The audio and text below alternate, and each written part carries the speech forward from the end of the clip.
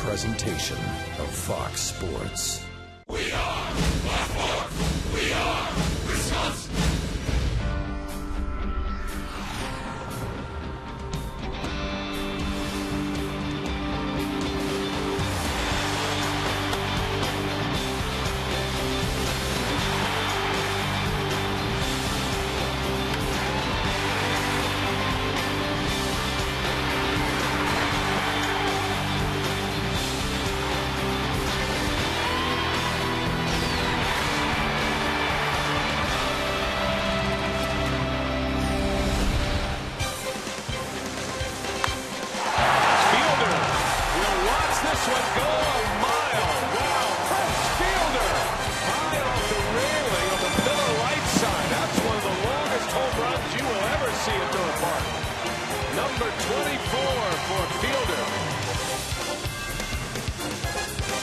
Hard to believe that ball stayed in the ballpark with the roof open. Welcome. It is Sunday afternoon now, a gorgeous day for baseball as the Brewers try to complete their second straight series sweep here in their home ballpark, and Prince Fielder has his home run swing back. The Brewers 10 game over 500. They could go a season high 11 over if they get a win over the Astros, and also match a season high 6-game win streak if they can notch that W again today. Welcome to the broadcast here on Fox Sports Wisconsin. David Nelson and Craig Kashan back on board with you, and what a day it is for baseball here, and what a time we're seeing right now during this homestand. Two guys that need to pick up the slack for some others who are out, namely Ricky Weeks. We're talking about Corey Hart, who got his game on last night, and Prince Fielder, who has that home run stroke back. Well, you know, Prince Fielder, of course, you know, he's going to hit his balls out of the yard. Corey Hart, a little streaky, but boy, now he's at the top of that lineup. It's imperative that he can get it going, and he has. I mean, when he starts using the whole ballpark, he is an outstanding hitter, and his run production is going to be there. Prince Fielder now, he went through a little moderate slump. I think a lot of it has to do with him playing every day, but he got himself back together, started hitting the ball out of the yard. You know, this team has not hit a whole lot of home runs since that Arizona series out in Arizona. They're starting to heat up, and it's going to be because of Ronnie. Now they get the ball to Chris Narveson, keeping it low as he goes for his second straight win. BN Rocker next.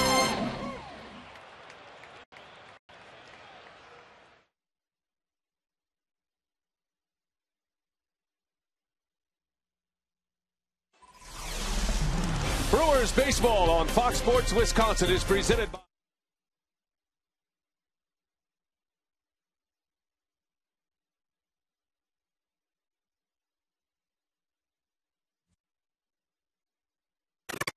Toyota, sponsor of the Milwaukee Brewers and the Toyota territory at Miller Park. And another great day for baseball here at Miller Park. Expecting another sellout today in the final game of this series with the Houston Astros. Chris Narveson is on the mound today for the Brew Crew, trying to extend the win streak to 6 consecutive. Meanwhile, Brett Myers goes for the Houston Astros. He's about the only one left at this point, as the Astros busy once again on the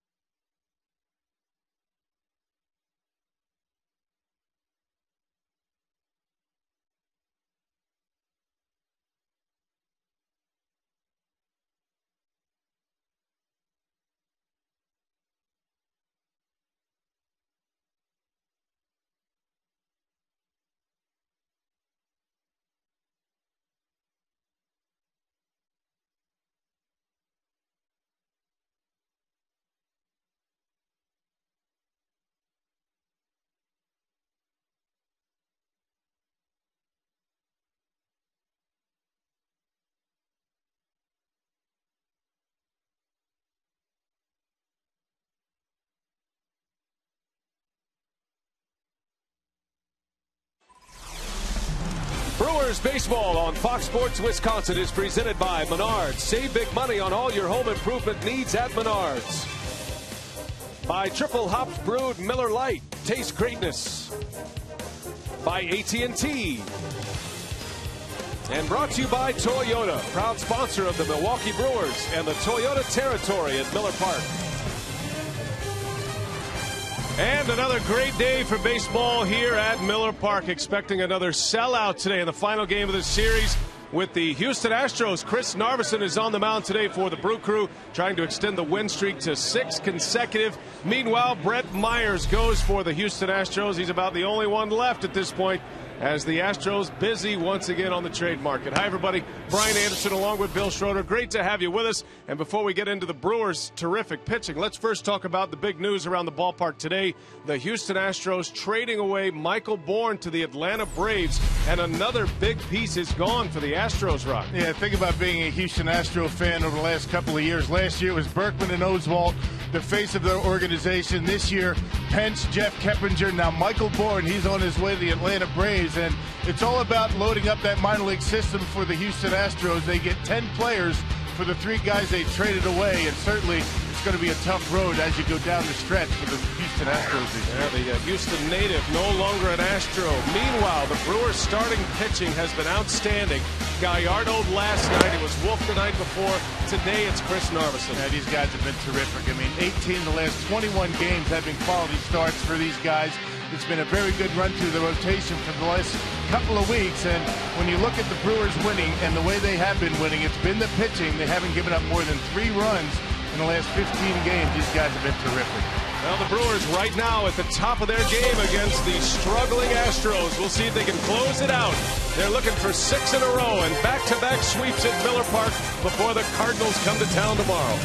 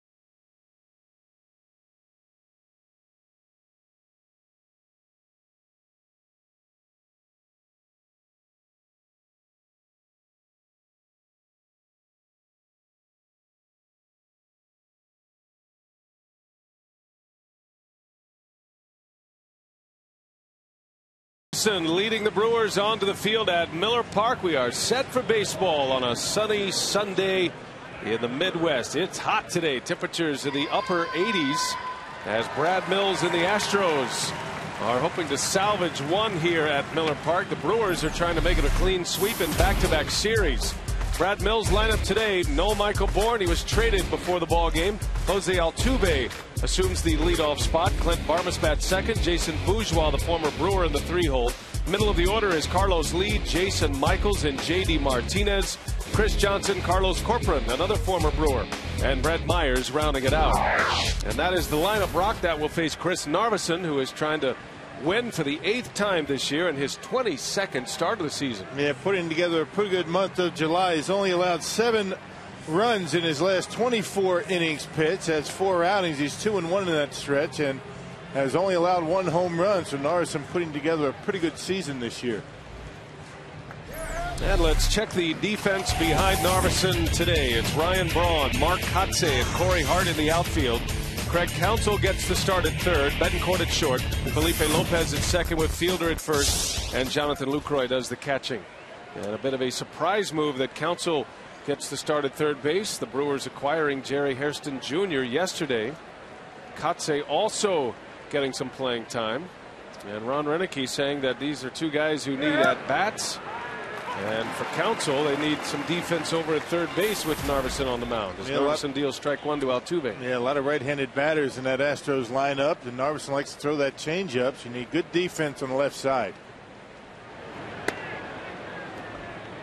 Well, not many household names remain for the Houston Astros. What they had has been traded in this series. Hunter Pence was traded on Friday. And earlier today, Michael Bourne sent to the Atlanta Braves. Narveson makes a great play, lobs one to first for the out. Well done, Chris Narveson. And Altuve is retired for the first out of the ball game. Yeah, if that ball gets by Narveson, that might be a base hit. Altuve runs pretty well.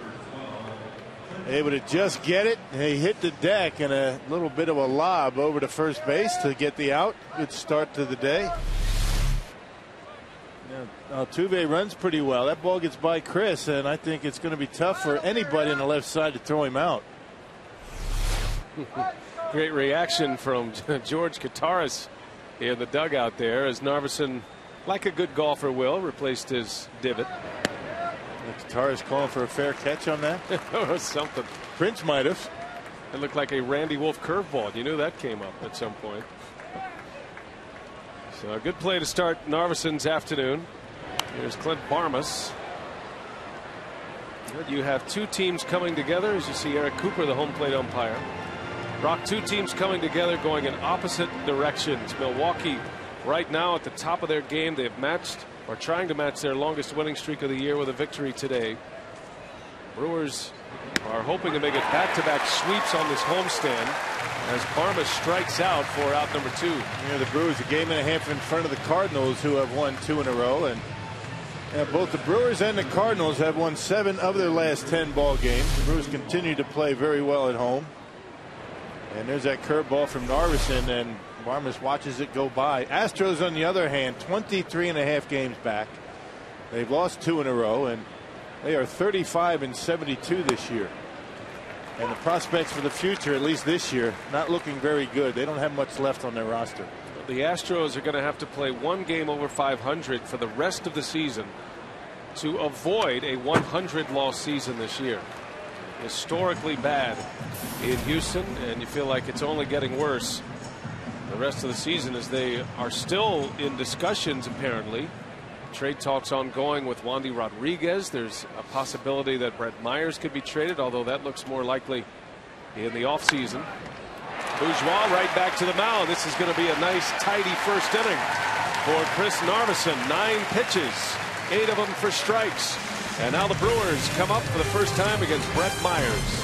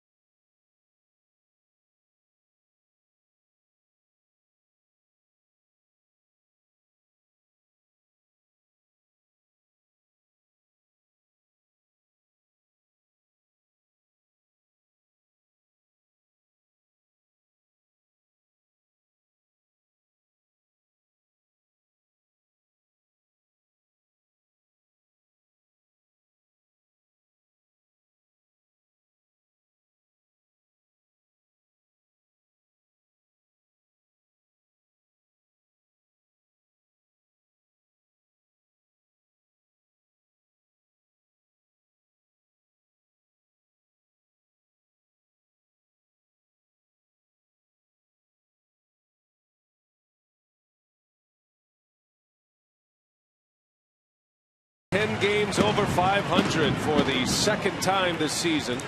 Brewers have never been better than 10 games over. They'll have a chance to do that today. Corey Hart ready to lead off. Here's the rest of the Piggly Wiggly batting order. Hart, Kotze, and Braun. You've got Fielder, Lopez, and Betancourt. Bottom three, Lucroy, Counsell, and Narveson. Now, Brett Myers, the veteran on the mound, making his 23rd appearance of the year. It's been a rough year for Myers. 466 the earned run average, 3-11. Home runs have been a big issue for Brett Myers. He's given up 26 already this year. Only Bronson Arroyo with the Reds has given up more. Arroyo has allowed 30 home runs. Corey Hart homered in his first at bat yesterday. Had 4 hits in yesterday's game. First Brewer of the season to register 4 hits in a game this year. And the shadows certainly play a factor at Miller Park. Afternoon games, they do slightly close the roof 1 notch over to get these shadows across the pitcher's mound.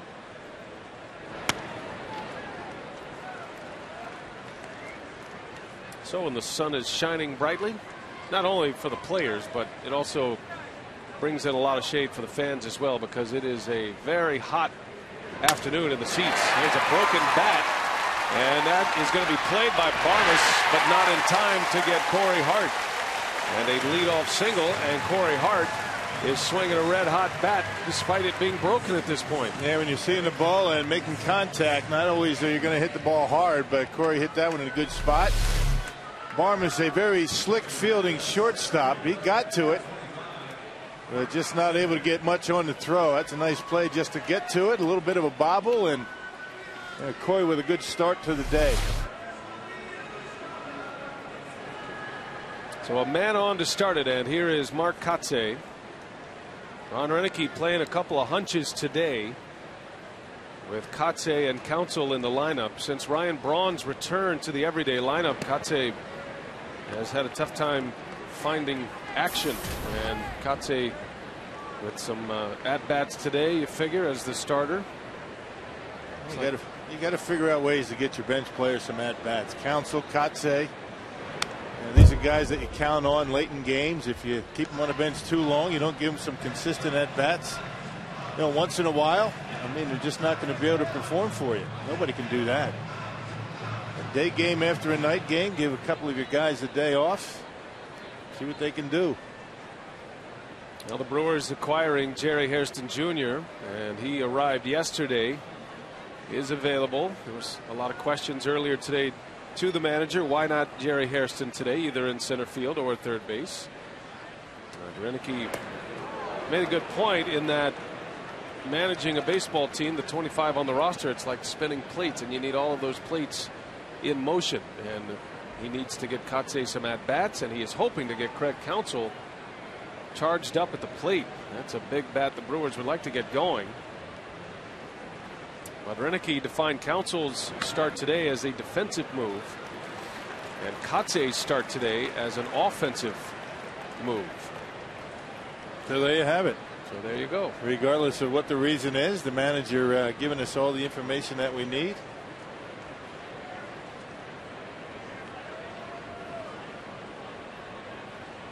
There's always an explanation. Runner goes. Kotze swings and misses. Throw to second is in time. Yeah, the former Brewer behind home plate, Carlos Corcoran, a very good throwing catcher. That ball right on the money. Brett Myers with that high leg kick, but look at his throw from Corcoran. A lot on it, and he can't walk it down there much better than that. Hart having a tough time in the stolen base department this year. That's the one area that has not been available to him. Not running as fast as he has in the past. And Hart caught once again. He has 3 steals, but he has been caught 6 times at this point. Which means you got to watch when you take off. Pick your spots. You don't want to be making outs on the bases with the way this offense can score some runs. Kotze strikes out. There is out number 2. So the first strikeout for Brett Myers, 2 away for Braun. Here are the Astros defensively. J.D. Martinez in his first Major League start today. Bourgeois and Michaels join him. Johnson, Barmes, Altuve, and Lee around the horn with Carlos Corcoran behind the plate. And the veteran Brett Myers, who is the only one remaining that is on the Houston Astros media guide at this point. Hunter Pence traded. Michael Bourne traded.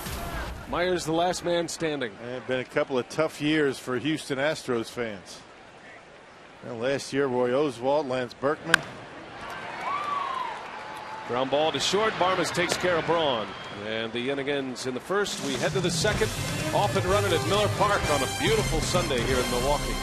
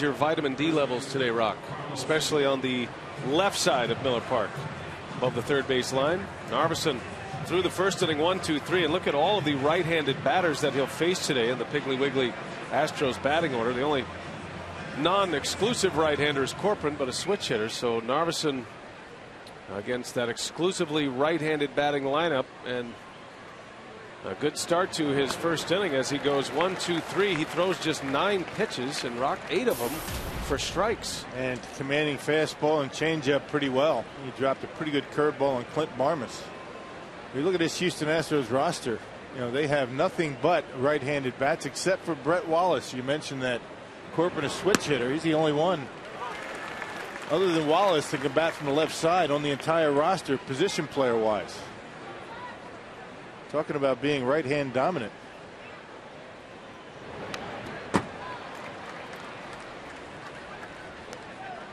Well, Carlos Lee in the middle of a multi-year $100 million contract. That is the big contract that is anchoring down this organization right now. Lee has a couple of years left on that deal, playing first base this afternoon. His second start at first, and he pops it up.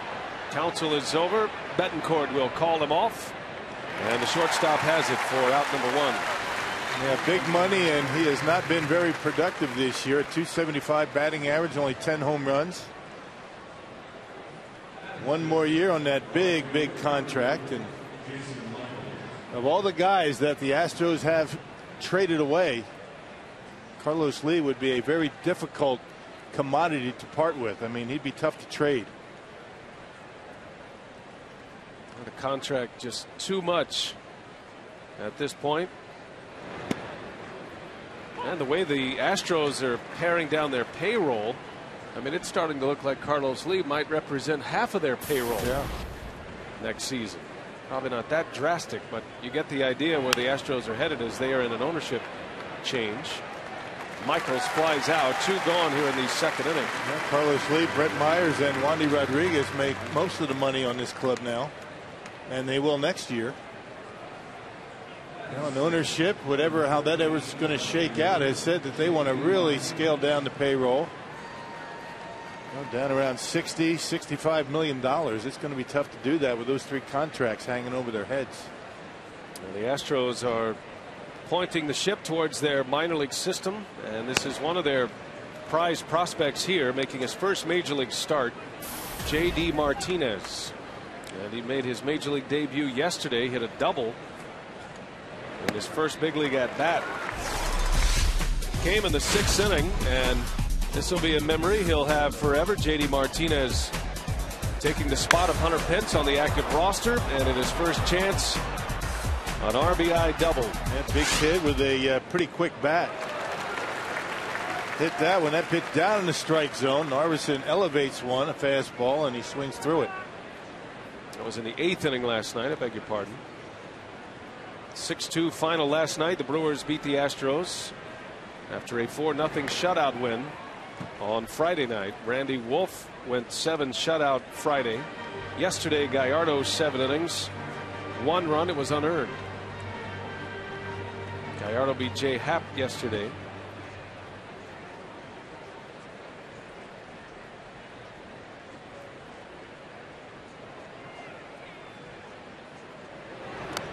Pretty unorthodox stance at the plate, J.D. Martinez. He's a big guy. He's 6'3", 200. And has a bit of an unusual setup. He's out of Miami. Came to the Astros from Double-A. He was playing down in the Texas League.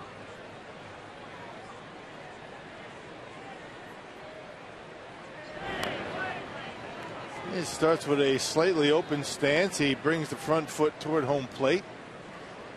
He uses his triggering mechanism. His hands will cock him back a little bit. Every hitter has a different trigger that they use to get that bat ready to swing. 1-2 pitch, and he fights another one off. It's all about getting yourself in position, staying closed, and being able to get that bat through the strike zone quickly. Looks like he has pretty quick hands. Well, he's only 23 years of age. He's hitting .338 at Double-A Corpus Christi as Narveson puts a fastball right by him. 1-2-3 inning for Narveson. He's off to a great start this afternoon. 6 up, 6 down with a couple of Ks.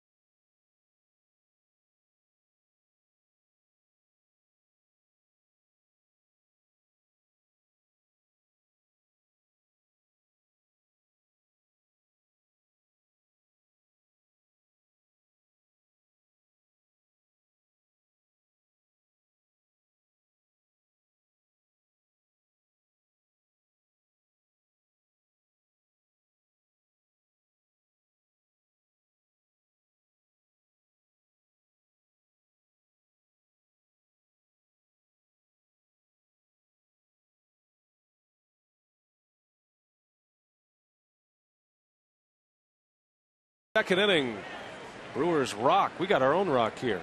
The Booth Rocks too. 2011. Great crowd today. Another sellout at Miller Park. As Fielder leads off against Brett Myers. Hearing some reports now as we near the trade deadline. The final moments of this trade deadline. Got about 90 minutes remaining before deals have to be done. But Heath Bell, it has been reported, headed to the Texas Rangers. As we see last night, Prince Fielder hitting one of the longest home runs in Miller Park history. The second longest. Russell Branyan still owns the #1 with a 480-foot blast. Fielder's last night marked at 475 feet. You can't hit him much further than that. You really can't. I mean, he got all of that one. I guess if you're Prince Fielder, you say, "Yep, I got a little bit more left." There's a good curveball from Brett Myers. So Fielder down on strikes, and the second strikeout for Brett Myers. Yeah, but the Heath Bell situation, if the reports are accurate, that's good news for Brewers, because Heath Bell was rumored to be going to St. Louis, and that would not be good news in that pennant race. So let Texas have him. That report coming from Ken Rosenthal of FoxSports.com and the MLB Network. That's going to be a fun hour and a half here to see what all goes down. There's so many names that are still out there. As Lopez goes down the line, and that's down for a base hit. Felipe Lopez, a single. He has swung the bat extremely well from the left side in his 3 days as a Brewer. Not so much from the right side. Had a tough time on breaking balls last night, but Lopez, hitting left-handed, has done a nice job taking the ball to left field. Two of his hits as a Brewer so far this year have come to left field. So Lopez, after a 2-hit game, he was 2 for 4 on Friday night in his Brewers debut. Back on base with one away for Yuniesky Betancourt. Well, Lopez has a tough time with left-handed bats. Ron Renneke always has Jerry Hairston to throw over there, the right-handed batter. That's the flexibility now that Renneke has with these two recent acquisitions. They complement each other pretty well. Two guys that can play second, short, or third. Hairston can also play in the outfield. As Betancourt lines one to left center. That's down. It's going to go to the wall. Lopez around third. He is on his way. Here comes a throw. Not in time. Lopez scores. And now Betancourt on the move. He'll go to third base. It's an RBI double for Uni B, and the Brewers have the lead. Well, he waited back nicely on a breaking ball, and I'll tell you what a different hitter Betancourt has been since the second half of the season started. Wow, staying back nicely. Check it out. A hanger, and he finds the gap. Good thing that Carlos Lee is out there, a little bit slower of foot. Or actually, no, that's J.D. Martinez. My mistake. By the time he gets there, Lopez is able to score all the way from first base. I'm not exactly sure what Carlos Lee was doing at first. He was a little bit too close to home plate for that cutoff. I think confused Corcoran just a bit. That'll be an error again. Houston not playing very good defensively. So Betancourt safe at third, safe and secure. New York Life. And a runner at third with one out brings the Astros infield in. And Lucroy takes one inside.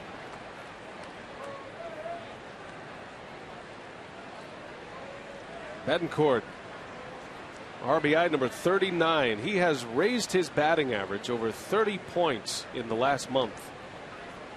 Comes in batting .255. And with that hit, hitting .257 now. Squeeze is on. Lucroy gets it down. Betancourt scores. 2-0 Milwaukee. Well, Brewers, how about the Brew Crew, huh? They're finding all kinds of ways to score runs, taking advantage of the error, allowing Betancourt to get the third. And Ron Renneke putting the squeeze on, had a good guy at the plate for it. Fastball away, puts it in fair territory, and Betancourt took off right when he had to, and an easy run for Milwaukee. Suicide squeeze, and it is 2-0 Betancourt driving in the run, then scoring the run. The Brewers take advantage of the error. Lucroy won a game with a squeeze bunt earlier this season. That keeps everybody on their toes. Ron Renneke, you never know what he's going to do. You know, squeeze plays, things like that. I mean, it makes it interesting for the players. You get in that batter's box, you better keep your eyes open. There might be a play on. As Council pops it up, Johnson makes a play for out number 2. Now check it, out number 3. Inning over. 2 runs are in. 2-0 Milwaukee.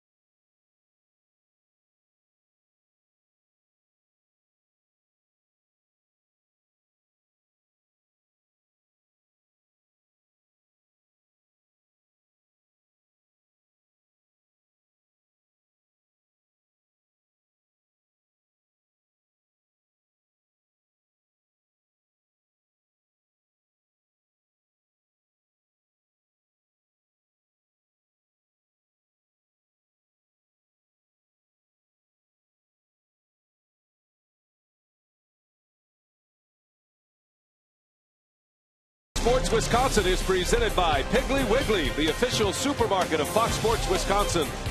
By Ho-Chunk Gaming Wisconsin, your ticket to more.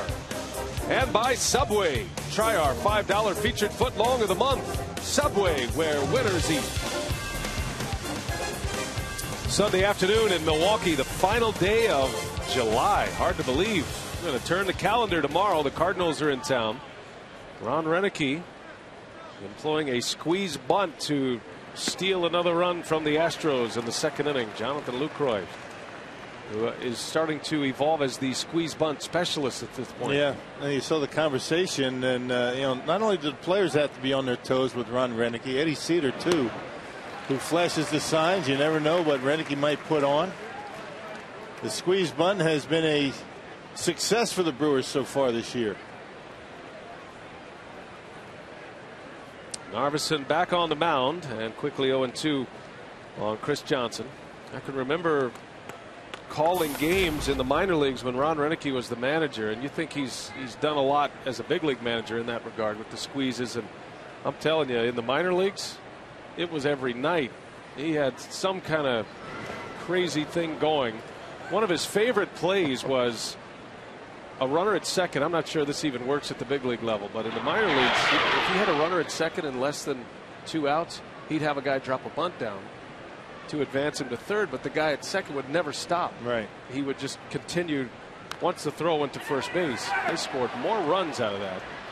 Lucroy makes a nice play. Fielder pulls it down, saves the error. That ball just stayed fair. Lucroy pounced on it to make sure it was fair and gets the out. Yeah, you're right. That wouldn't work in the big leagues, I don't think, unless the guy at second was stealing and then you drop down the bunt. That would work. Hey, it's the 10th anniversary of Miller Park, so come out to see what's new to love about the place your Brewers call home as they take on the St. Louis Cardinals tomorrow through Wednesday. For tickets, call 414-902-4000 or visit brewers.com. So 1 gone for Narveson. As Carlos Corcoran is up, fouls the first one away. Yeah, that's the way I've seen that play in the minor leagues, and sometimes you'll see it. I think Paul Molitor did it from time to time, or at least attempted it. At second base, he takes off to steal, and then you drop down the bunt. You drop it to third, and he just never slowed down. You have to have a guy with pretty good instincts and good speed to be able to do it. Yeah, the managerial style of Ron Renneke, he gives a lot of credit to his style as a manager. As you take a look at this last play from Lucroy, nicely done by the Brewer catcher. Barack, a guy you know very well and knew very well, Del Crandall, and Certainly Crandall, a big part of the baseball lore in Milwaukee, as Narveson strikes out Corcoran. And Chris Narveson is dialed up right now. That is 8 straight retired. He has struck out 3 of the first 8. Yeah, outstanding command of every one of his pitches right now, and able to get Corcoran watching a fastball go by. Del Crandall, a great player, a great catcher. He was a Brave, a manager in the big leagues. I remember Del Crandall the first time I had any dealings with him. He was the AAA manager of the Los Angeles Dodgers in Albuquerque. And back in those days, it was rare for the manager to actually sit in the dugout and not coach third base, but Del Crandall did that. He's a great baseball guy. He's been missed. Lucroy makes a catch. 3 up, 3 down, and Narveson is through the side in order the first time through. 9 in a row.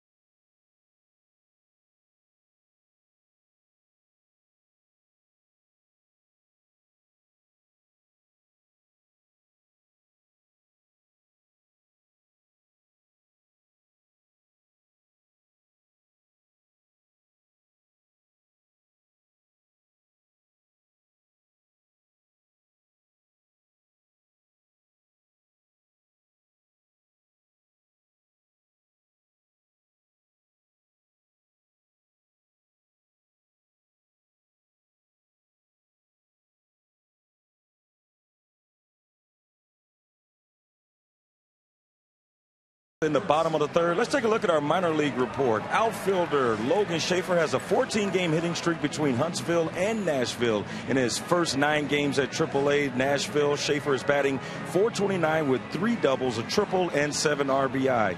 Nashville's Taylor Green is batting .444 with 3 doubles, 4 home runs, and 12 RBIs in his last 10 games. And Huntsville's Willie Peralta went 3-0 with a 0.79 ERA in 5 starts during the month of July. And in 34 innings, Peralta only surrendered 3 runs and struck out 29 batters. BA. All right, Telly, thanks. And all of those players, those 3 on that graphic, players we might see in the month of September. Logan Schaefer, one of the top outfield prospects in the Brewers system. And the success of Logan Schaefer allowed Doug Melvin to trade away last year's Brewers minor league player of the year, Eric Komatsu. That was the piece that allowed the Brewers to acquire Jerry Hairston Jr. Speaking of trades, we had mentioned that the rumor Heath Bell to the Rangers, actually now it has been confirmed that Mike Adams of the Padres to the Texas Rangers, not Heath Bell. Okay. So some breaking news here as Mike Adams, that's a big get for the Texas Rangers. Yeah, Mike Adams has put together some pretty good seasons with San Diego, finally healthy again, and the Brewers playing the Padres. Mike Adams, back end of their bullpen is nasty, and they will miss Mike Adams. But I think that there's going to be something coming down the pipe with Heath Bell. You hope it's not to the Cardinals, that's for sure. As Narveson strikes out looking. 3rd strikeout for Brett Myers. And back to the top of the order. Well, Corey Hart had a night last night. He started this game with an infield hit.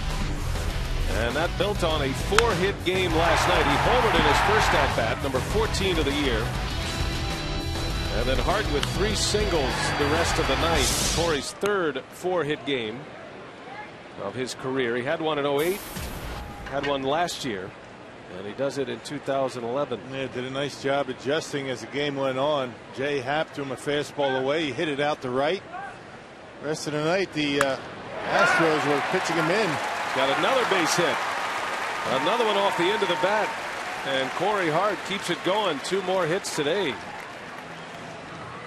They just ride the wave when you're seeing the baseball, apparently like Corey has been last couple of days. A cut fastball, something going away from him, and just stays back. A nice short stroke off the end of the bat and dumps it into center field. Corey Hart, who doubled or actually singled in 2 runs on Friday night in his final at bat, has 7 hits now. They get 7 hits in his last 8 at bats. As Katse rolls into a force play at second. Fielder's choice for Mark Katse. Hart put out, and 2 gone in the inning. They come celebrate halfway to St. Patrick's Day at Miller Park on Wednesday, September 14th. You'll get a Brewers green cap and save some green with $17 Lowe's bleacher tickets. Call 414-902-IRSH or visit brewers.com/Irish. You know, 902 IRSH is actually 902-4774. Very, very simple. So celebrate halfway to St. Patrick's Day, 6 months from now. Halfway St. Patrick's Day, I get it. Right.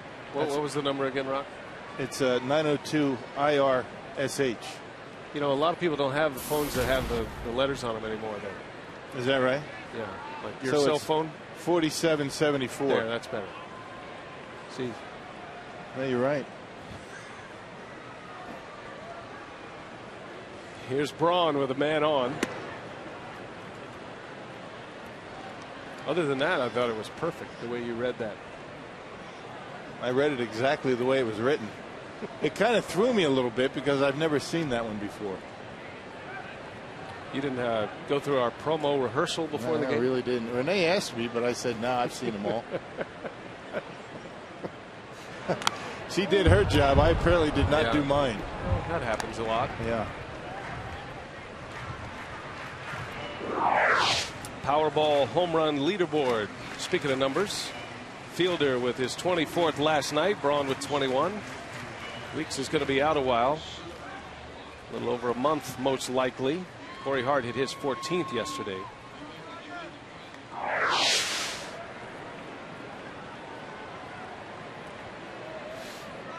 One ball, 2 strikes on Braun, with Katse at first. 2-2 the count.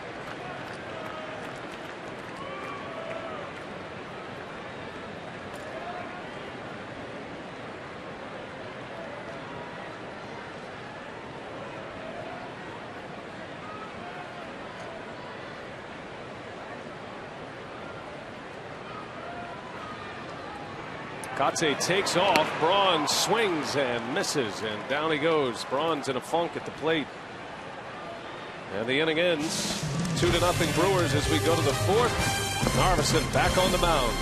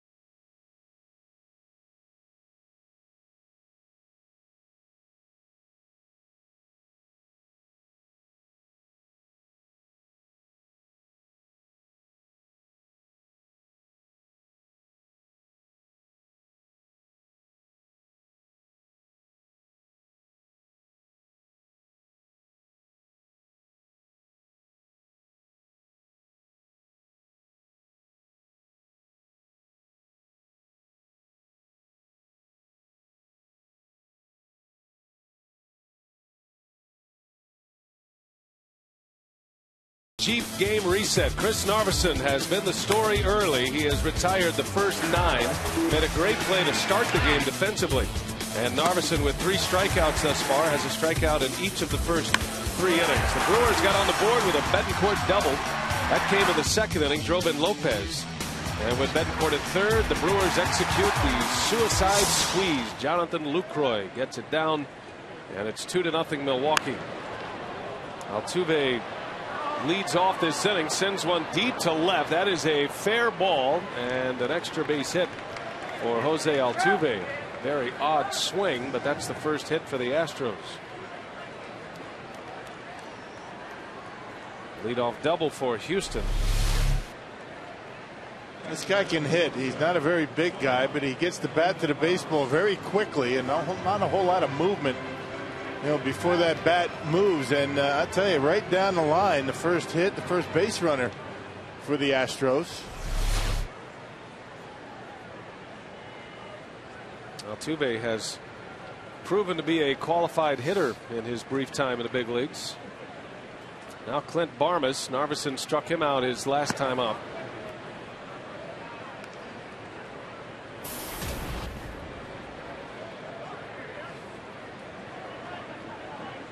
Got a no-hitter watch in progress. Justin Verlander of the Tigers is at home today, and he has a no-hitter through 7 innings.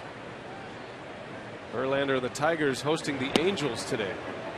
He's already thrown 1 no-hitter this year. He did that in Toronto.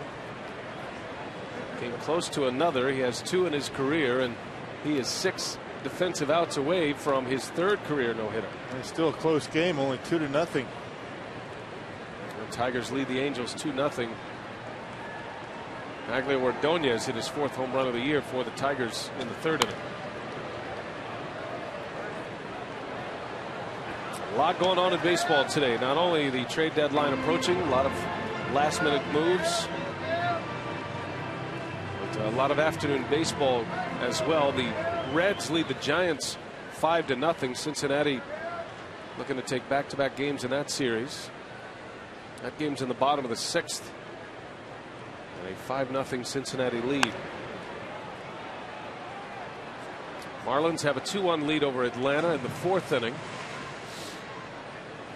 Braves will be receiving Michael Bourne sometime today. Not sure if he's going to be able to make it in time for this game. Probably see him in the starting lineup tomorrow. Braves did place Nate McLouth on the disabled list earlier in the week. So Bourne will lead off and play center field for Atlanta. Atlanta, looking to stay close with the Philadelphia Phillies, who have the best record in all of baseball, 67-39 are the Phillies, but there's always that wild card. Atlanta hanging in there, 5 games behind the Phillies. Phillies are up 1-0 on the Pirates in the 5th inning. Vance Worley pitching well again. What a surprise he's been for Philadelphia. Yeah. Narveson walks Clint Barmas. And after retiring the first 9, Narveson has given up a double and a walk and a bit of trouble here in the 4th. You see the Baltimore Orioles traded Derek Lee to the Pirates. So that's some pretty good defense at first base, pretty good stick, and Derek Lee back in the National League.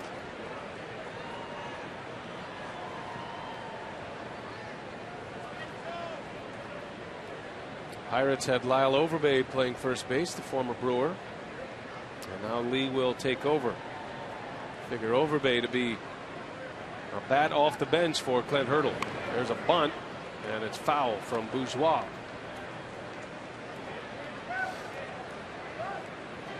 Not often you see your number 3 hitter in a batting order drop down a bunt.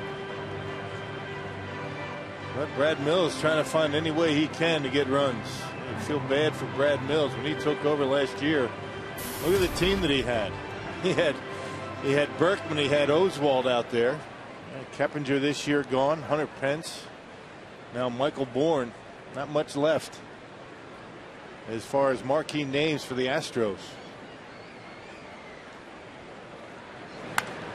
That one's into left. That's got a chance. Back is Braun, and there it goes. Bourgeois with a 3-run homer. And the Astros have the lead 3-2. Just like that, I'll tell you, Chris Narveson had put together his best 3-inning stretch this year, and it all comes unraveled here in the fourth.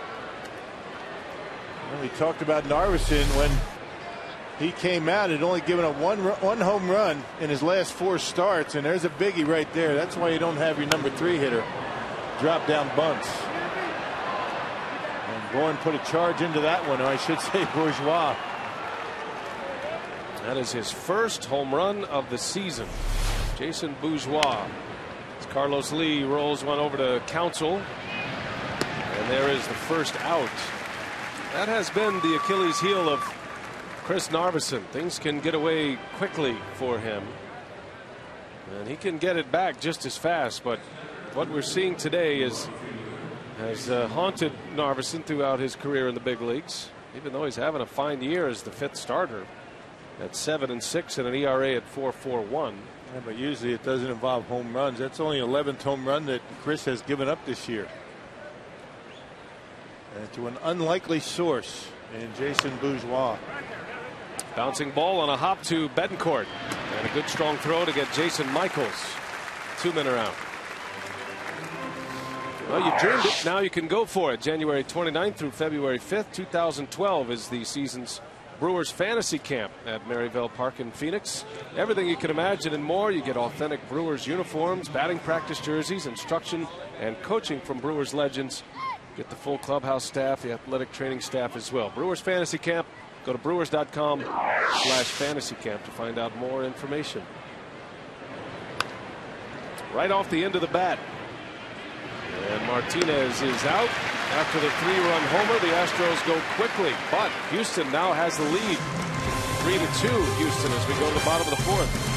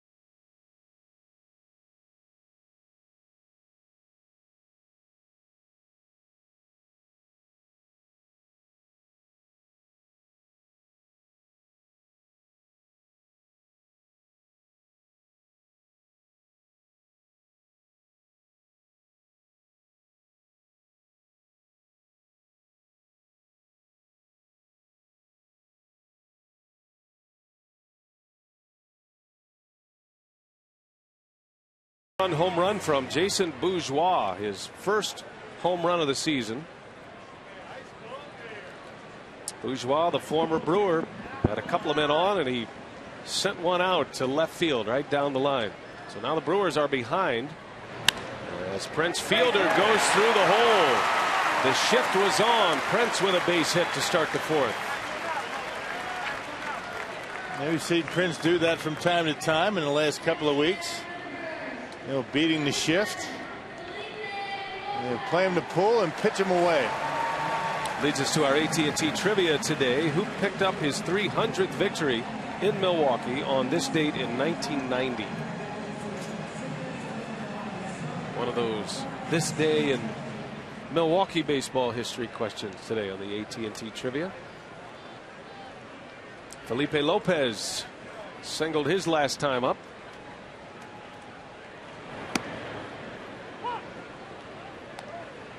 Was he a Texan? Pretty good chance of it. I want to say Craig Counsell was involved in that moment on some level. He wasn't in the game in the lineup that day, but he had a role in it. I get you. That was my last year with the Angels, 1990. Last year as a big leaguer? Right. That was all downhill from there. I was sitting in a bullpen somewhere in the big leagues when that happened.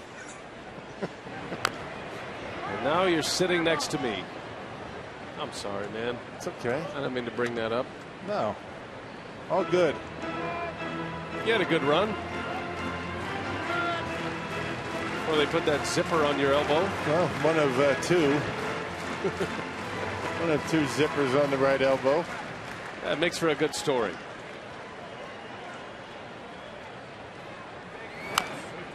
Little tapper. And Myers is over. And a high throw gets away. Myers had nowhere to throw the baseball. He was right in line with Lopez. And everybody safe. Fielder to second, Lopez to first. Well, let's see what they're going to call that. I got to believe that's going to be an E1, either a base hit, an E1. That's what it's going to be. An error on Brett Myers. Still another error for the Astros. They're second already today. Their defense has been suspect all season. And there's a play that Carlos Lee not able to make. And the Brewers in business, still nobody out.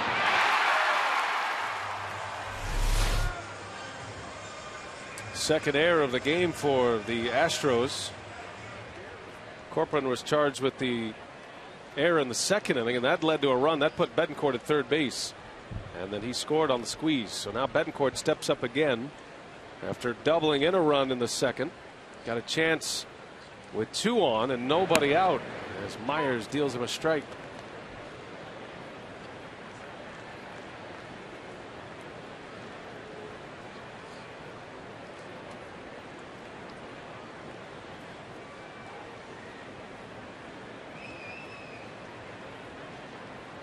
Prince Fielder at second. He started the inning with a single. And Lopez at first reaches on the errors. Betancourt fouls it away.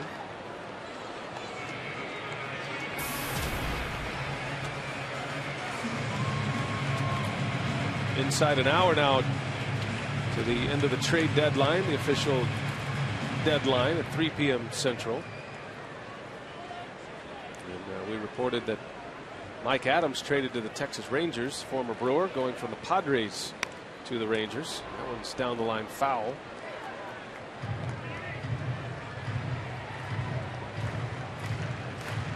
The countdown. And not to say that you can't make trades after the trading deadline, but it becomes very difficult to do it. You got to put a player on waivers. Every team has to pass on him. At that point, you can trade a player, but the trading deadline makes it easy. You don't have to go through all that red tape. There's a bouncer foul. That's been part of the discussion with Brett Myers, today's starter for the Astros.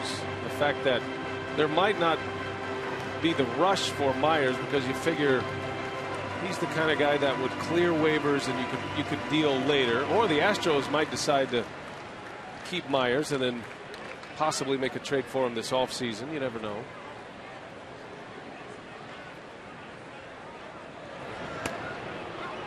If you're a veteran player with the Astros making any kind of money at all, Houston is probably not where you're going to be for much longer at this point.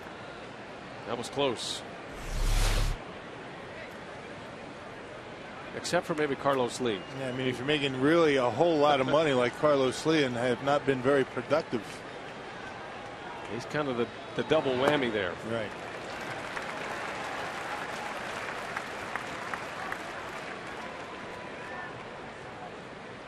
So Betancourt has evened it up at 2-2.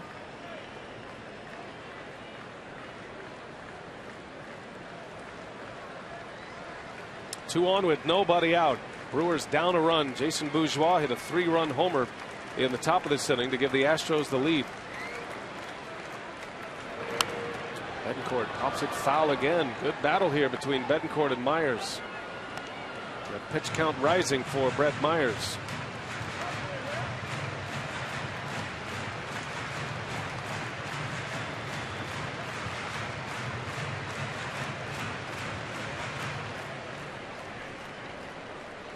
Brewers scored 2 in the second on 2 hits.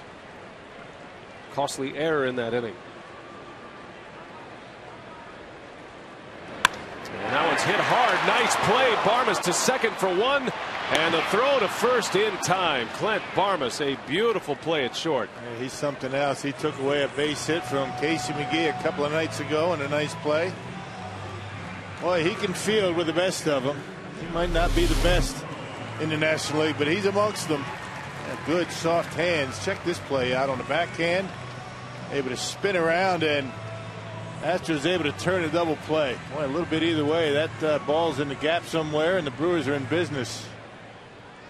Talk about a rally killer. Good play defensively. Clint Barmas, there's another name that has been in the trade rumors as we approach this deadline. Lucroy down the left field line. Fielder will score. That'll be extra bases for Lucroy. And we're all tied at 3. It's an RBI double, a 2-out hit for Jonathan Lucroy. Well, he's coming up with some big hits. Well, Lucroy with 2 RBIs now in the game. A squeeze bunt, now a double with 2 outs. Fastball in off the plate, able to pull the hands in and hit it hard down the line. He had a big double in last night's ball game. And one here today. Putting together a nice season. So Lucroy now 11 doubles to go along with his 7 homers. And it's Craig Counsell with 2 away. Counsell trying to fight his way out of a career-long slump. 0 for 42. Could use a big hit right here. He's down quickly 0-2 on Myers. You can just start to see it in his face, getting a little bit frustrated as Counsell. Can't blame him. Especially when you're playing sporadically. Roenicke gives him a start today. Hoping to get his bat going, get some confidence. Counsell did win a game for Milwaukee. In the final game before the All-Star break, that was against the Reds. He had a sacrifice fly. It was the game winner.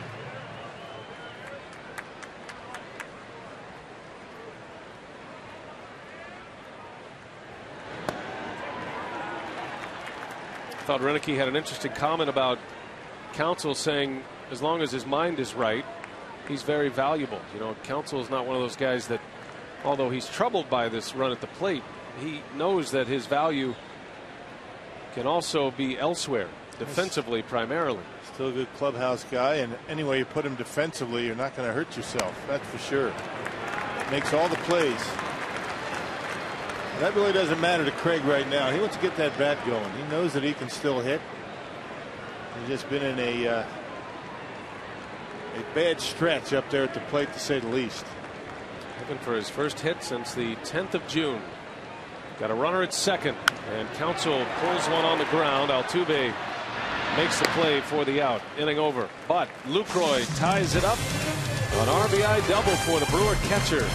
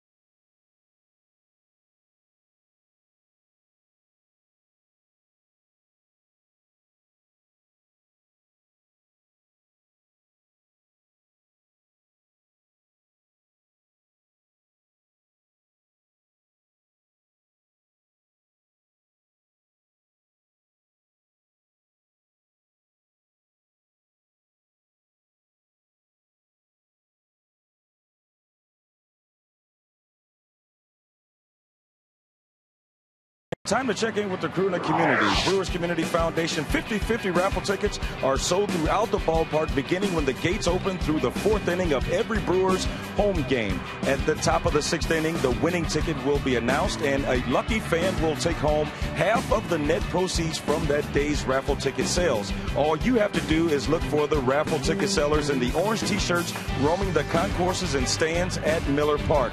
The Brewers Community Foundation has raised close to $800,000, and the raffle tickets remain at $2 apiece. Brian? All right, Telly, thanks. As you see, Brad Mills and Eric Cooper involved in a long discussion here between innings. I'm not sure what this is about, but it has gone on for a while. It started at the beginning of the break between innings and is just now ending. Whatever it was, Brad Mills has had his say. He is on his way back. Chris Narveson back on the mound. A game that is all tied at 3. Brewers led 2-0. Astros got a 3-run homer from Jason Bourgeois in the 4th to take the lead, and then Lucroy ties it with a 2-out RBI double.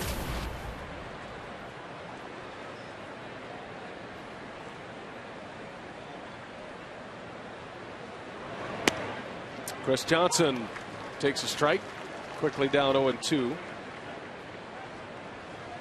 Here's a guy the Astros had high hopes for this season. He burst onto the scene last year with the Astros, hit for power. Hit some big home runs against the Brewers. The Brewers were in Houston. He's got 6 this year, but 11 last year. Seems like the Brewers are around for just about every one of those 11 home runs last year. He's got some good pop. Teams have been pitching him off speed and away, not giving him much to pull. Right off the end of the bat, that's going to fall for a base hit. And Johnson with a single to start the 5th. Back to our AT&T trivia. The question today: who picked up his 300th victory in Milwaukee on this date in 1990? It was Nolan Ryan. He beat the Brewers as a member of the Texas Rangers, 11-3. And just incredible career statistics. The strikeouts will never be matched. Ryan threw 7 no-hitters, and his name is certainly surfacing as the last to throw 2 no-hitters in the regular season. Roy Halladay threw 2 no-hitters last season, but his second came in the postseason. Justin Verlander still has his no-hitter intact, although Verlander just committed an error. Eric Ibar dropped a bunt down to start the inning in the 8th inning, down 3-0. Imagine that, doing that. Ivar was safe. He ended up at second on a play they charged Verlander with an error as he threw it away.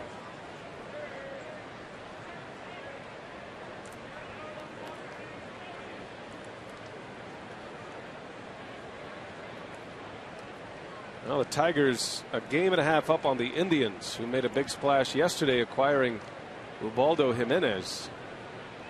By the way, that deal is still not official. Jimenez has to have a physical, and if he passes the physical, then it will become an official trade. Yep, and the Indians looking to get Ryan Ludwig from San Diego. It was very unusual last night. Ubaldo Jimenez was pitching for the Rockies, supposed to pitch for the Rockies. The trade was announced. Everybody was discussing it. He went out and pitched an inning for the Rockies, while the Indians players that were involved, the 4 players, were all removed from their games in the minor leagues. And Jimenez was out there pitching and had a 40-plus first inning, 40-plus pitch first inning. You can imagine what was going through the minds of the Cleveland Indians executives. They've just made this trade. They obviously have to wait on a physical when he gets to Cleveland, yet he's pitching for the Rockies. Right, yeah, that's very unusual. That's why you see, players get pulled out of the game. You don't want to get hurt. You want these guys to get hurt, and all of a sudden the trade is affected. Besides, you don't own the player any longer. He shouldn't be in the game. And there's a walk, and Narveson starts the 5th just like he started the 4th with a hit and a walk. Hey, today's Tyrant of the Game winner is the Sportsman's Bar and Grill from New Glarus, Wisconsin. If they call the Brewers in the next 24 hours, they get 40 Miller Lite beer pen tickets to a Brewers home game. This offer courtesy of the Tavern League of Wisconsin and Miller Lite.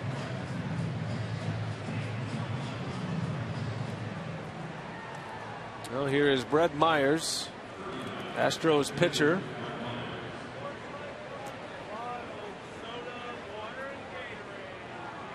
So 2 on.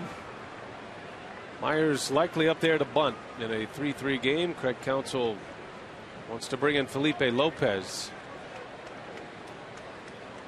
Go through the bunt play here. They want to make sure with some of the new players that the Brewers have been able to get. You've got Lopez, want to make sure he understands the rotations that they're talking about. I would imagine they're going to put the wheel play on, try to get that out at third base.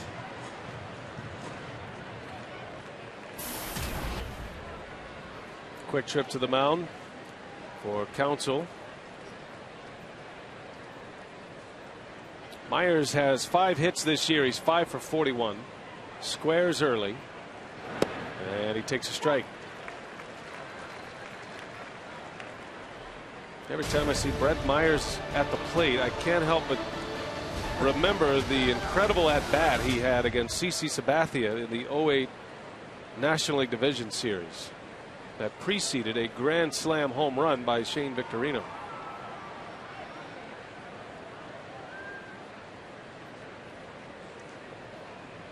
Myers reached, Victorino hit the grand slam, and that changed the series. I keep trying to put my, forget about that in my mind. You keep bringing it up. I know it. There's a bunt. Counsell barehands it. Got to play at third. Got a chance at first. In time. Double play. What a play by Craig Counsell. And not a bad bunt by Brett Myers. That's why you really want to have that bunt.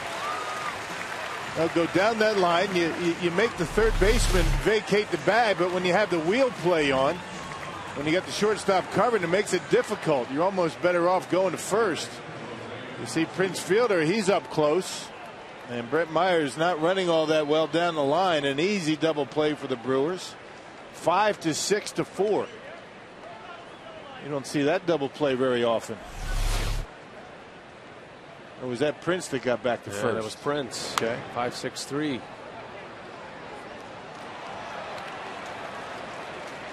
Well, that's a big play here. A double play. So now 2 gone with a runner at second base. And Altuve, the Astros leadoff hitter at the plate. Terrific play by Counsell on a bare hand. That gets by him. That's big trouble. That might even score a run. He's one of the last guys you want up in this situation. A good contact hitter. He's been shooting the ball all over the diamond. Well, not a very big kid, but he can hit. Got a good idea at the plate. Altuve started the year in single A for the Astros. Out of Venezuela. Officially he's listed at 5'7". That might be with his spikes on the concrete. Off to a decent start to his big league career at 378. Hit almost 390 in the minor leagues. No fluke. Started the year in Lancaster in the California League. Hit over 400 there in 52 games. And then he went to Double-A, Corpus Christi. Hit 361 in Double-A in 35 games. And at the time of his call-up was a 327 career hitter in the minor leagues. So you know he can swing the bat. He's done it at every level, and he's getting a chance a lot earlier than he ever dreamed in the major leagues. Most guys who are in Lancaster in April aren't expecting to be with the Astros in the same year. There's a swing and a miss. Narveson strikes him out. He pulled the string on him. Great defensive play by Counsell sets up the inning as Narveson gets through it unscathed.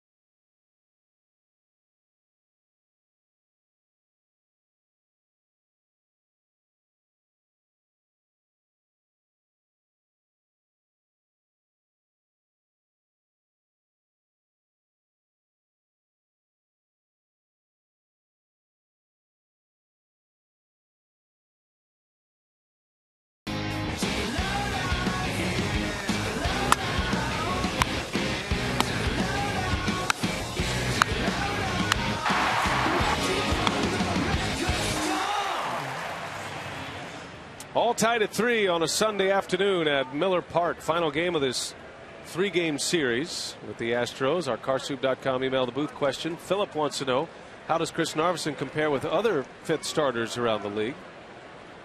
As Narveson, what's been most impressive about Narveson, the fact that he has made every start, and the Brewers have only used 6 starting pitchers this year. Yep, Marco Estrada was filling in for Zach Greinke, but I don't know what the numbers are specifically, but I would venture to guess that there aren't too many fifth starters in all the big leagues that have made 22, now 23 starts. Make that 22 starts, and you can see where he stacks up very well. Well, Kyle McClellan compares favorably with Narveson as Chris strikes out to start the 5th inning. But Kyle McClellan spent some time on the disabled list. Right. And the thought behind a fifth starter is, number one, usually, a fifth starter is a guy that gets bumped a lot. There is questions about, success, and then you may get skipped or you may get replaced. So to have a fifth starter have this kind of consistency, to be able to continue to pitch, find his spot in the rotation. He has to have some success, which Narveson is having, and he has to stay healthy. And for the most part, the Brewers have done that since Greinke returned from the broken rib this spring. And remember, the 4th, 5th starters for the Brewers are involved in that 18 quality starts in the last 21 games. I mean, that's pretty impressive. 15 games in a row allowing 3 runs or less for the starting rotation.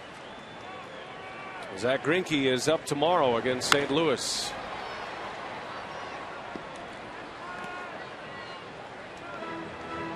And the pitching matchup tomorrow is a good one. Greinke against Chris Carpenter. Matchup of former Cy Young Award winners. And Sean Markham against Jaime Garcia as Hart strikes out. Back-to-back Ks for Brett Myers, and his 6th strikeout of the game.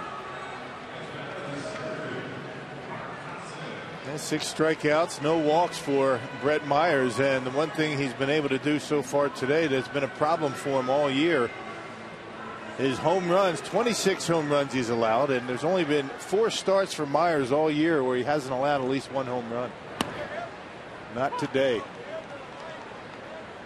Kotsay is 0 for 2. Myers struck him out in the 1st inning. And a bouncer. Myers makes a nice play. He'll take it himself. And that's a quick inning for Brett Myers. The Brewers go in order 1, 2, 3. And we go to the 6th.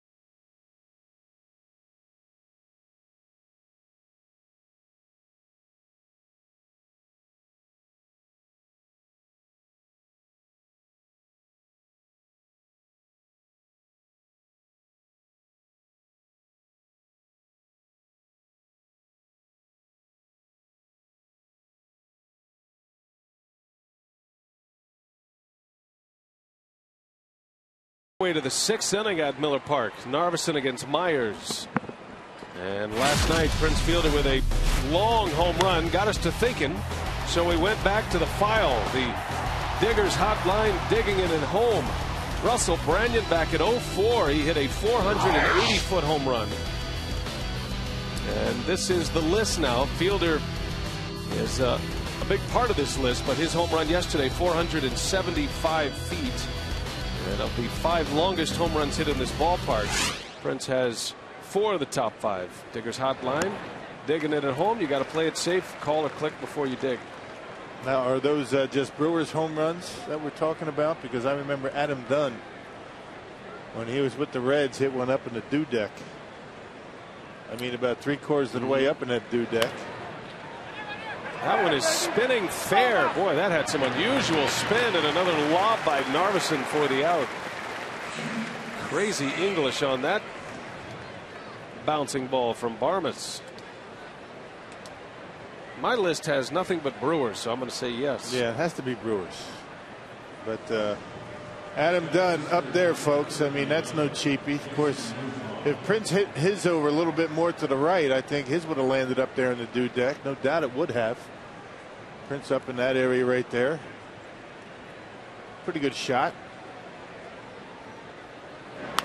Well, they were still talking about it today. You get major leaguers who see baseball every day, see home runs every day, see batting practice. When they continue to talk about it the next day, you know it has left a mark. Fielder, 475 feet. Don't you think they could have given him maybe 5, 6 extra feet to have it the longest? Seems like they're kind of rounding it out anyway. Come on. Bourgeois back to the box. Narveson makes the play. So 2 up and 2 down here in the 6th inning.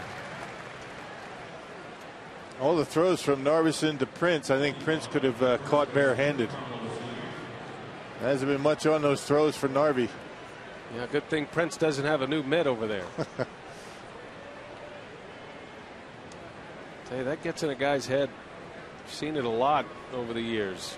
Pitchers who struggle throwing the ball to first base. They can throw strikes all day long, but something about that throw to first. I remember Logan Ondrusek had a major problem for the Reds throwing the ball to first last year. And then he threw one away in the postseason. He started underhanding the ball every time. They call it the thing that you just think about it too much, aim it, and the more you think about it, the worse it gets. Throwing that ball to first base. Infielders get it, catchers get it. Carlos Lee into right. Corey Hart is there. Nice inning for Narveson. A 3 up, 3 down 6th. All tied at 3. The Brewers are coming up. Braun, Fielder, and Lopez will bat.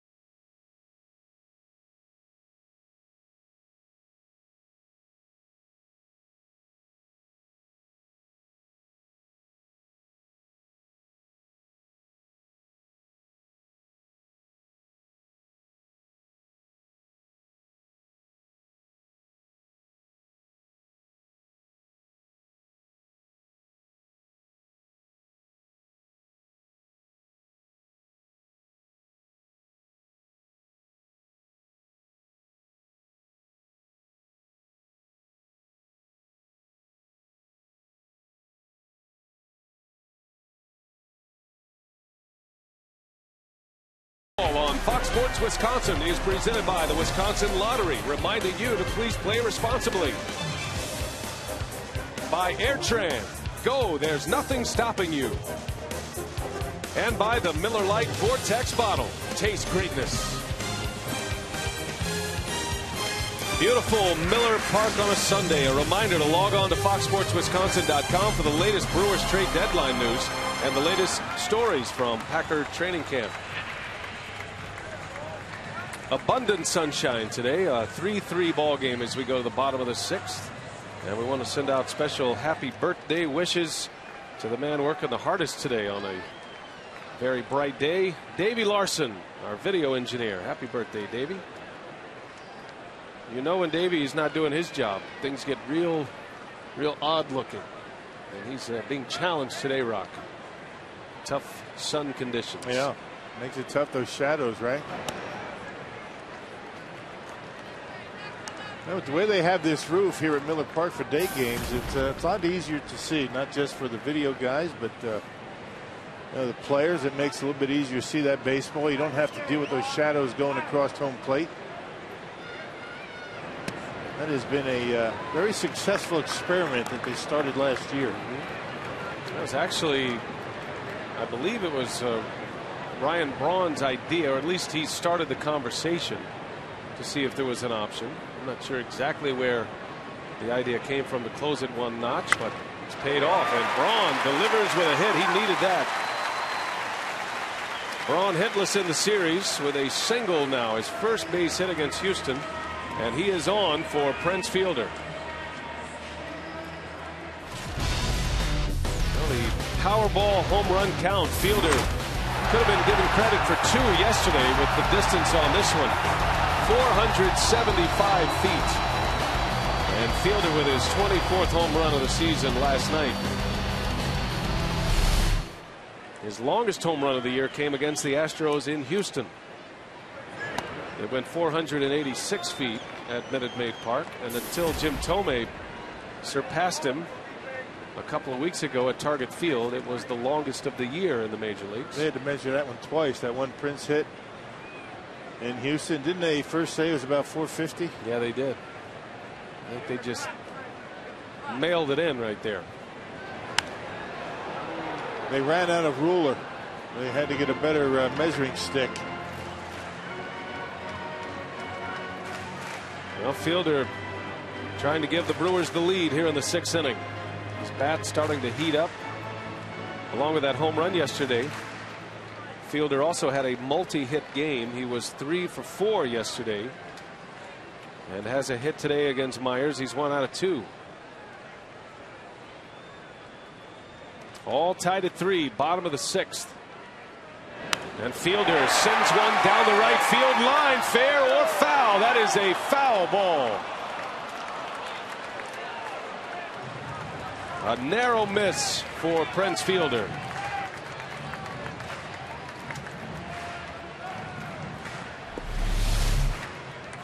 Yeah, just a little bit out in front. It was a fastball that was supposed to be in, left it out over the plate.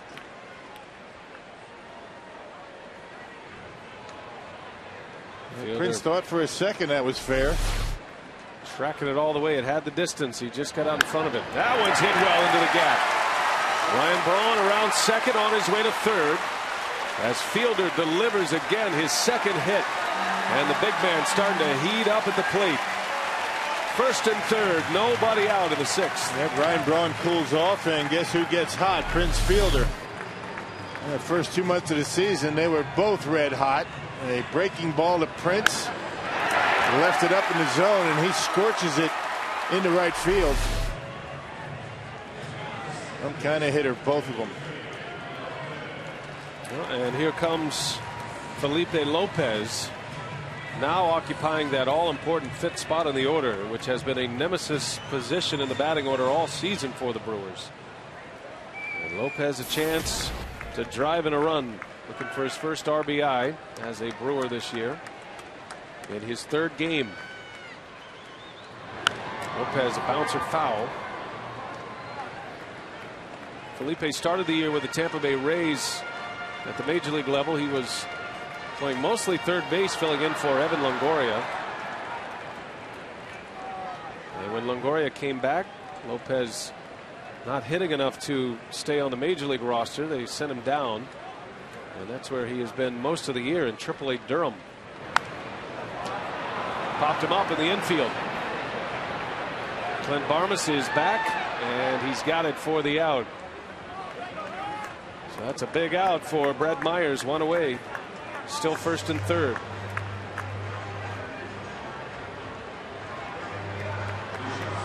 And here comes Betancourt.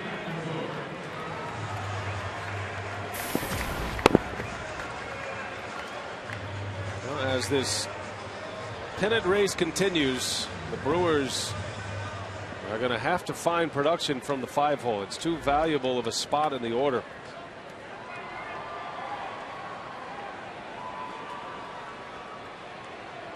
So now Betancourt with one away. Go ahead run over third base in Braun. Won't take much to get him home. And a little slow roller picked up by Johnson. Throw to second for one, and Fielder takes out Altuve. The run scores. Great base running by Prince. And the run comes in to give Milwaukee the 4-3 lead. Well, not sure if Johnson thought he had a play at home plate. You know, Bronny got a good jump off of third, but there's no way to turn two on that ground ball. Breaking ball. Betancourt beats it into the ground. The only chance that the Astros had was to make a play to home plate. And I think we threw it right away. It might have been close, you don't know, but there's no chance for a double play. The ball hit too slowly. Beats it into the ground. Let's see. Well, the momentum would have made it a difficult throw to home plate. Fielder made sure. And Yuniesky Betancourt has 2 RBIs today. Gives the Brewers a 4-3 lead. Here is Jonathan Lucroy. And a curveball strike.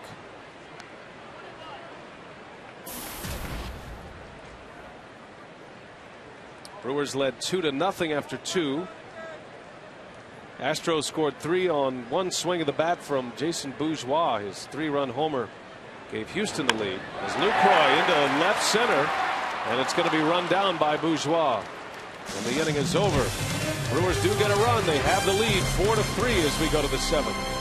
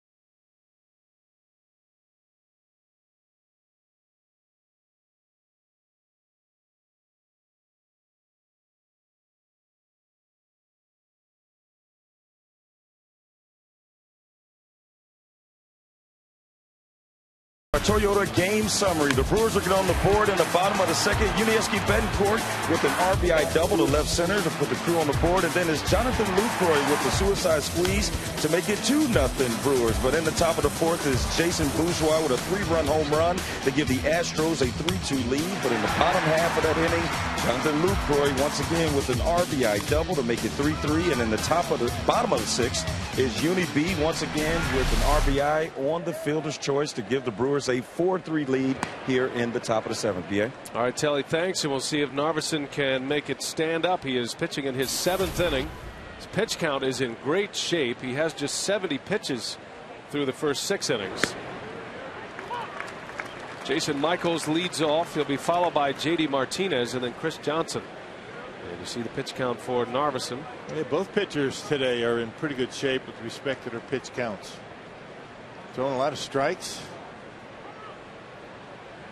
Well, it's basically been one bad pitch for Chris Narveson today.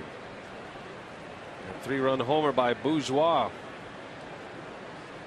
The 1-1 inside, he missed, and it's 2 balls and a strike. There is activity in the Brewers bullpen. That one didn't miss by much. Luke Roy's doing a nice job trying to make it look good. Michael's in the air. Betancourt's got a play on it. Braun coming in as well, and it's going to be Braun, and he makes the catch. Ryan Braun, a spectacular play up against the tarp. And Ryan Braun about as close to 100% right now as you can get. Never taken his eye off that baseball and just could sense where he was with that tarp coming on him. And able to make the catch and able to spin and roll off of that tarp. Nice play. Always important to get that leadoff hitter. And it's always scary to see an MVP candidate make a run towards the rolled up tarp. Tarps have been known to do some damage to outfielders. Great play from Braun. Stayed with it all the way, and a big out for Narveson to start this 7th inning. Coming down to the wire on the trade deadline. No news yet on Heath Bell. That's been probably the biggest story of the day, where Heath Bell will end up. Been some talk that Ryan Ludwig of the Padres perhaps headed to Cleveland, which is where he began his big league career. Verlander has lost his no-hitter. Tigers have just beaten the Angels 3-2, so the Tigers will remain in first place in the American League Central, but Verlander lost his no-hitter in the 8th inning. Still got the win. He beat Jared Weaver. One of the top Cy Young Award candidates going at it, or 2 of the top in the American League. Yeah, sure, both certainly in the discussion in the AL. Verlander now 15-5 with a 2.24 ERA. Weaver drops to 14-5 with a 1.88 ERA. Yeah.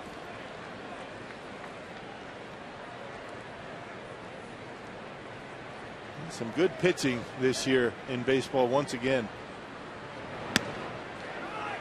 Narveson walks JD Martinez. Good at bat by the rookie hitter.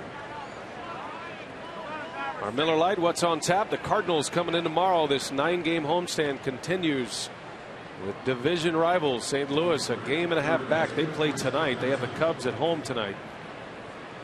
And great pitching matchups. Cardinals are setting up with the top of their rotation. It's Greinke against Carpenter tomorrow. Sean Markham and Jaime Garcia on Tuesday, and Randy Wolf and Edwin Jackson on Wednesday. Jackson won his first start as a Cardinal after being acquired in a trade technically from the Blue Jays, but Edwin Jackson went from the White Sox to the Blue Jays to the Cardinals in that deal. And he was impressive in his Cardinal debut. That was on Friday night.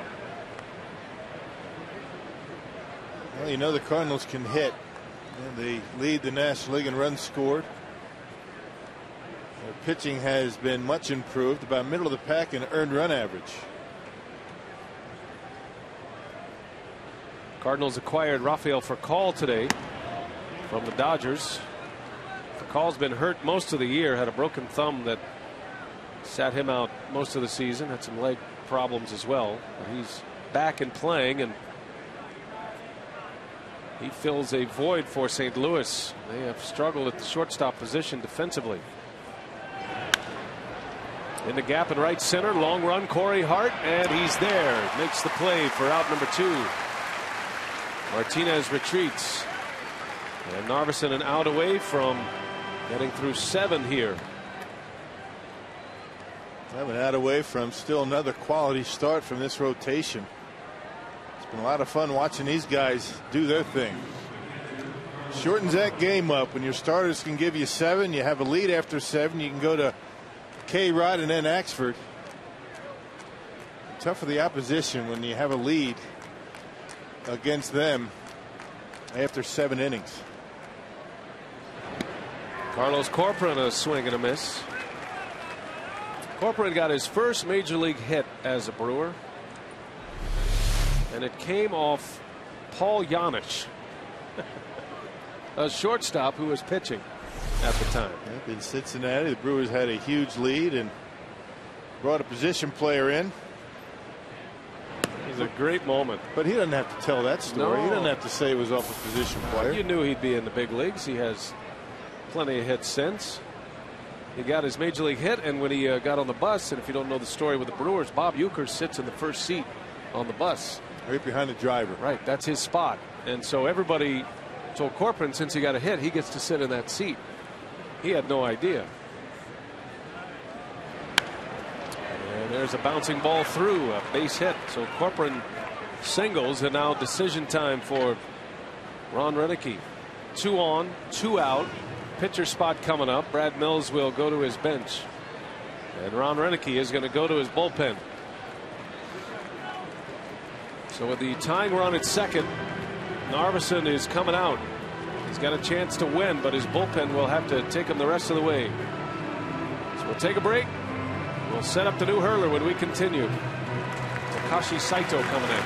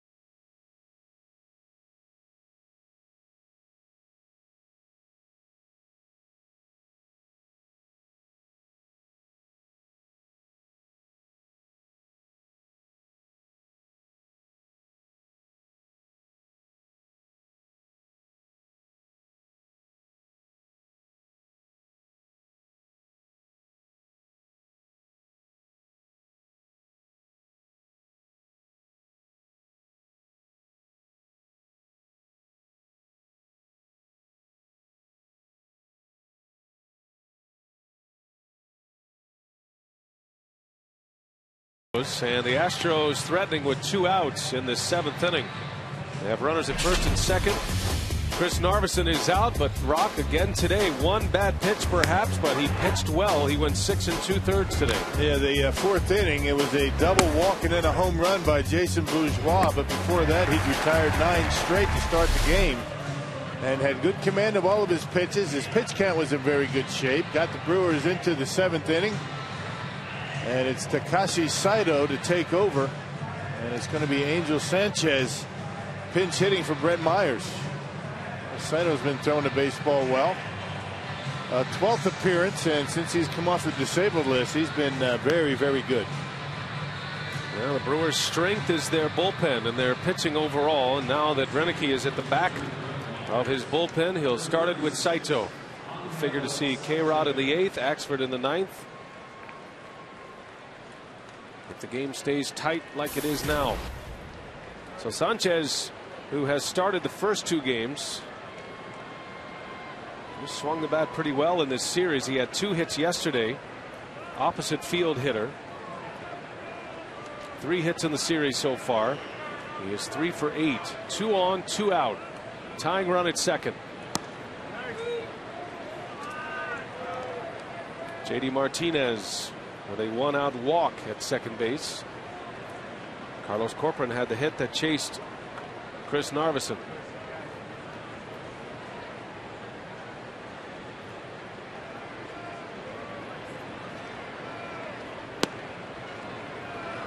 Two balls, no strikes.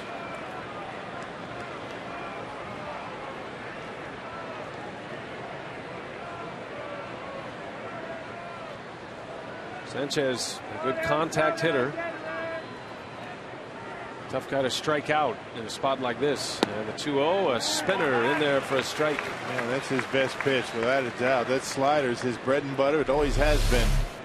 Even on a 2-0 count, able to drop it in for a strike at the bottom of the strike zone. Throws his slider 2 different ways. He has the one that goes down as he sneaks a fastball on the corner. 2-2 the count. Saito also has a slider that goes across the plate, but he went with a heater that time to get him back level in the count. 2-2. An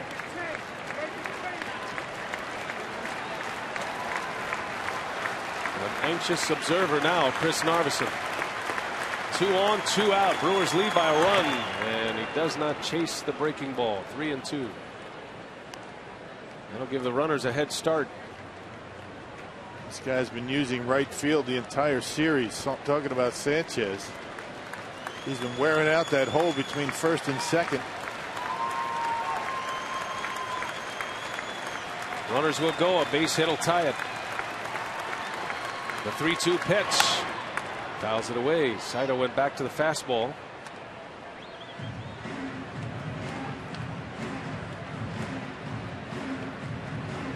Takashi Saito, former big league closer and a very good big league closer with the Los Angeles Dodgers. It's one of the benefits of having Saito, K-Rod, Axford, all guys who have closed before. But Troy Hawkins is on that list too. Lost him. And the Astros have loaded the bases here. One back to the top of the order. Now base hit's going to score 2 runs, you would think. Although you do have the Astros catcher at second base. That's exactly what Ron Rennecke's going through his mind right now. And a very good contact hitter at the plate. I think it's safe to say, even though Altuve is a relative unknown, he is one of their more dangerous hitters at this point. After all of the trade activity. If you need a single, he is one of the most dangerous hitters. Bases loaded. Altuve takes a strike. He has been swinging aggressively early in the count. He looks at one here. Altuve doubled off Narveson in the 4th, had the first Astros hit. He's 1 for 3.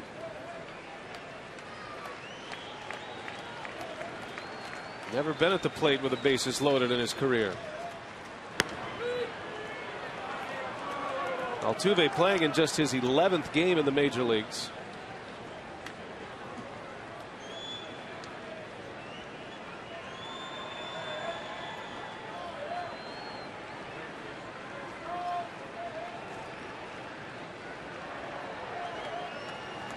Saito in a tough spot. Bases loaded, 2 outs. And the 1-1 from Saito. In there for a strike. 1-2 the count. And all of a sudden Altuve taking some pitches. Well, just barely. I mean, why swing at that? That was a perfect pitch by Saito on the corner at the knees, and a borderline strike that he was able to get from Eric Cooper. That was close. Sellout crowd trying to help Saito through this inning. Best threat the Astros have had today. Tying run at 3rd, go ahead run at 2nd. And the 1-2 pitch lays off. Altuve works the count even.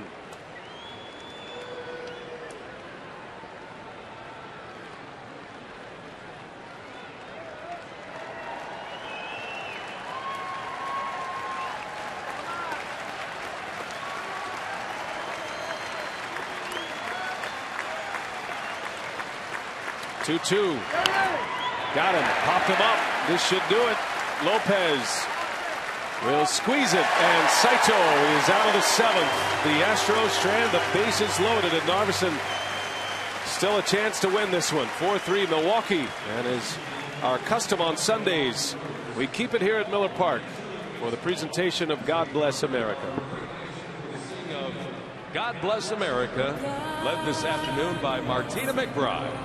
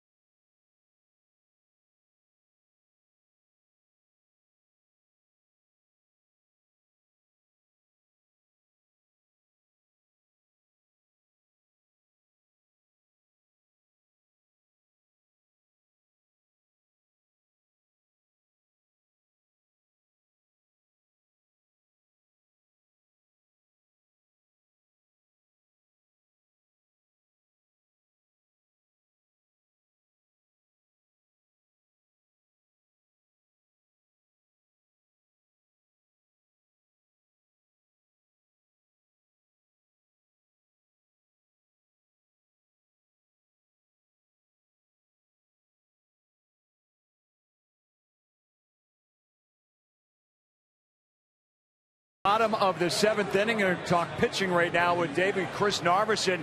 The 16th consecutive Brewer start by the starters.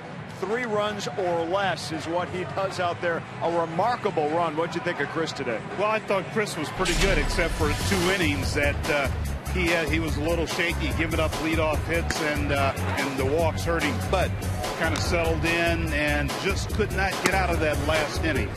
In line for his 9th victory. The Brewers are up 4-3 right here. And how about Betancourt and Lucroy, responsible for all the RBIs today? Yeah, they have 4 RBIs between them. And the thing about it is, it makes it so nice because you can turn over that bottom of that lineup when guys at the bottom are hitting. All right, a couple of storylines we're following for Brewers Live postgame on the way after the ball game, Ryan. All right, Craig, Davey, thank you. Looking forward to Brewers Live postgame today. Fernando Rodriguez is the new Astros pitcher.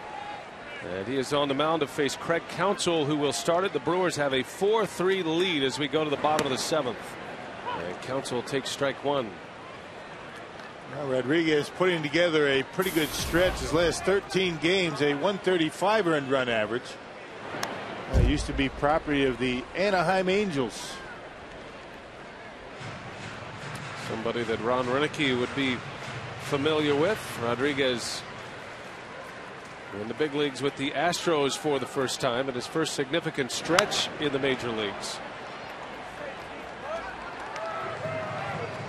Start of the year in AAA for Houston. Had good numbers down there in Oklahoma City.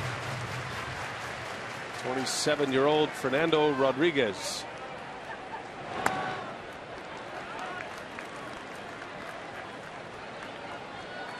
Counsell is 0 for 2. Brewers could use some runs. Up a run here in the bottom of the 7th as Counsell fouls it back. Yeah, but the formula in place for Ron Renicky, lead after 7 innings. You can go with your 2 big guns out of the bullpen, 8th and 9th innings.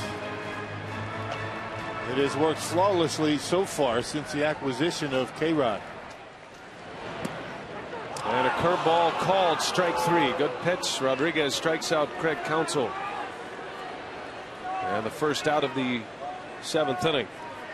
Now, Brewers baseball on Fox Sports Wisconsin is brought to you by Miller High Life. This summer, find out how giving back bottle caps can give returning vets a piece of the High Life. Go to MillerHighLife.com for details. Yeah, come to Miller Park with your Miller High Life bottle caps. They have receptacles around the ballpark, in and out, and Miller High Life donates 10 cents per bottle cap for experiences for returning veterans. Well, Jerry Hairston Jr. about to make his Milwaukee Brewers debut. And sure to get a nice ovation as he will bat for the first time. He was acquired yesterday. And here he comes here with 1 out in the bottom of the 7th.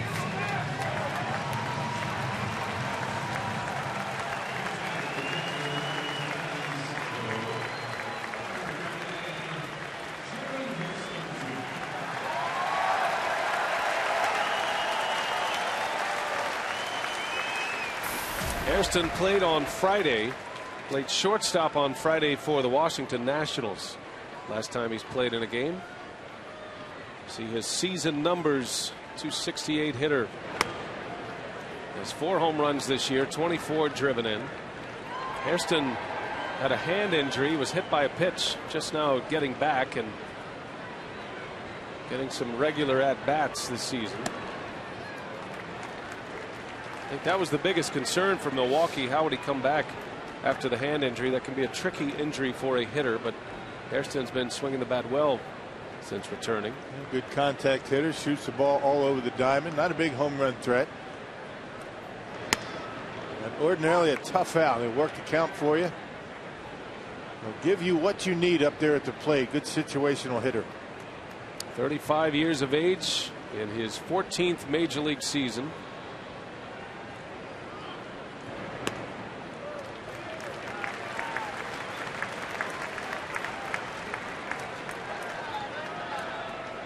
Hairston just returned on the 19th of July. And he had 3 hits in his first game back. That was against these Astros. Included a home run as he lifts one in the air.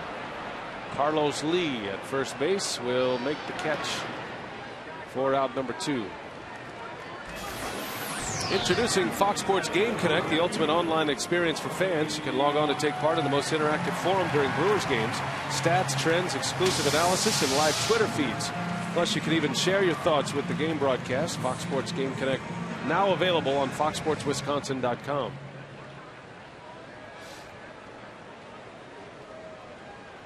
Two gone, top of the order, Corey Hart. And Hart with another base hit. Corey Hart with his 3rd hit of the game. Now has 8 hits in his last 10 at-bats. And that's to get him over the 270 mark. Well, Rodriguez, throwing the fastball in. It was supposed to be away. Missed his spot with it, and Corey able to hit it into left field. And a quick bat for Corey Hart. Corey Hart has raised his batting average in the last 10 at-bats from 253 to 271. 8 for his last 10. Yeah, 8 for 10 will do that for you. Unfortunately, most hitters don't get to experience that. 8 for 10. That's a good month. So Hart on for the 3rd time. And here is Mark Kotsay. Kotsay is 0 for 3 against Fernando Rodriguez. 2 away. The Brewers lead by a run.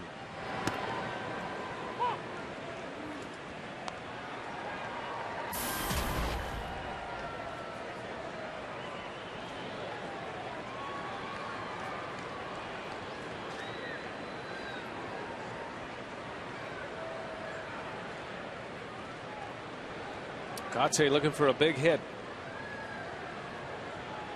The trade deadline has passed, so that does not mean we won't be hearing more about trades. It's possible they could have made a trade and not announced it. Rumor is, or what we're seeing from the MLB Network, is that Heath Bell will not be traded at this point. He'll stay put in San Diego.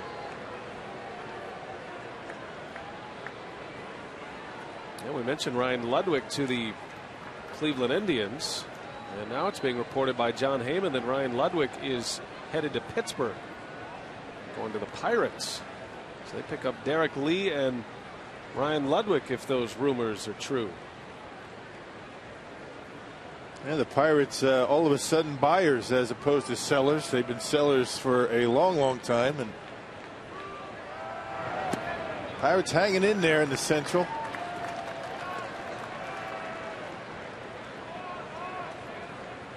We appreciate our friends over at the MLB Network keeping all the trade rumors and the trade announcements in place as we take you through the broadcast today. Fun time of year, and feels like a new season begins tomorrow. Rosters get set a little bit. You start to get the pieces that you're going to have if you're a contending team. And the Brewers will bring in the St. Louis Cardinals tomorrow.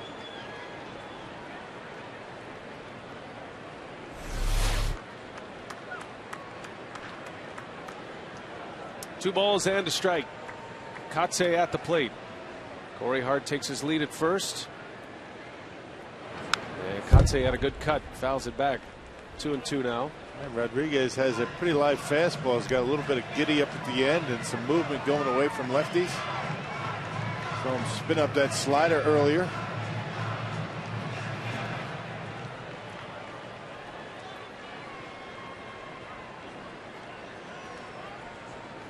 Rookie pitcher Fernando Rodriguez.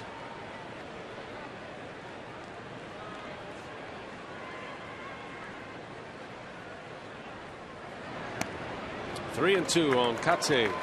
Speaking of the Pirates, they have taken the lead on the Phillies.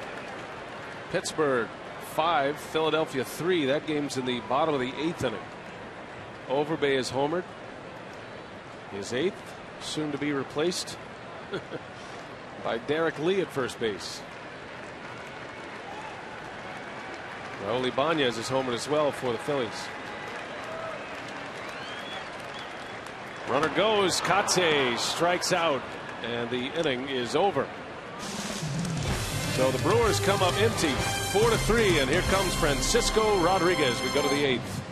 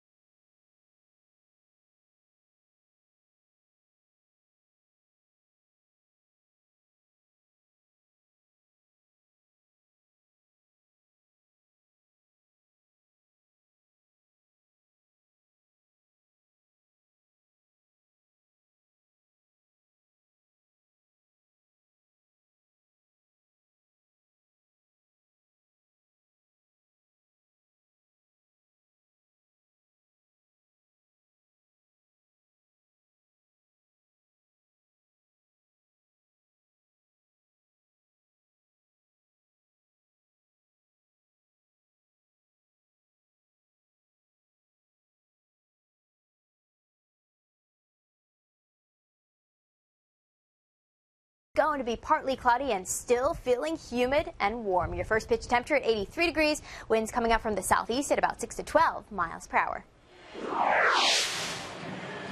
Now another nice day here in Milwaukee. A warm summer afternoon on the final day of July. The Brewers head into August. They'll be in first place. They are hoping to be at least a game and a half up in first place. Cardinals play later tonight. 4-3 Brewers as we go to the 8th, and K-Rod is on to pitch. Now tossed a scoreless 8th inning on Thursday against the Cubs. Has appeared in 7 games with the Brewers and got a 1-0 record with a .257 earned run average. Nigel Morgan takes over in center field for Mark Kotsay on the double switch. First man up is Clint Barmas. Boy, Takashi Saito got out of a jam in the 7th. The Astros stranding the bases loaded as Saito retired Jose Altuve. And still leading by a run, Milwaukee. Tight one here at Miller Park. Seems like they have all been close games for the most part on this homestand. Brewers won 6-2 yesterday and a 4-0 win on Friday. In the 3 games against the Chicago Cubs, they were all decided by 2 runs. Well, the good news, though, is that Ron Renneke did not have to use Rodriguez or Axford the last couple of days. So they should be ready to go. And a swing and a miss. 2 balls, 2 strikes on Clint Barmas. John Axford preparing for a save situation, perhaps.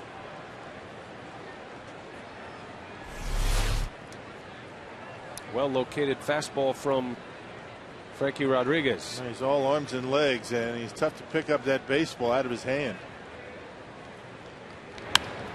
And there's a base hit. Barmas back up the middle. The Astros with a leadoff base runner here in the 8th inning, representing the tying run. Just a reminder, after the game on Fox Sports Wisconsin, you can join Tom Brokaw for Boys in the Hall. Personal stories of some of baseball's greatest legends. And this week it's Ralph Kiner. Boys in the Hall after Brewers Live, presented by Subway Restaurants, where winners eat.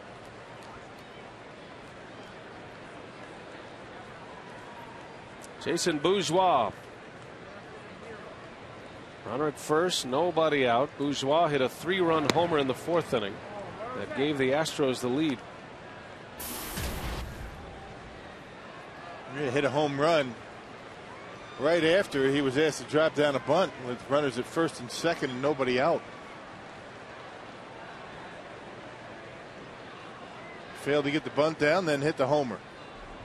It's a way to make your manager look good. Bouncing ball, Betancourt to Lopez. The turn, not in time. Bourgeois very fast and able to leg that one out. Yeah, it took a while for Betancourt to get that ball out of his glove. Bourgeois hit that ball right on the nose, up the middle. Betancourt able to get to it, but took a little bit of time to get it out of the glove and on its way to Lopez. And everything has to work very quickly to get Bourgeois on a double play.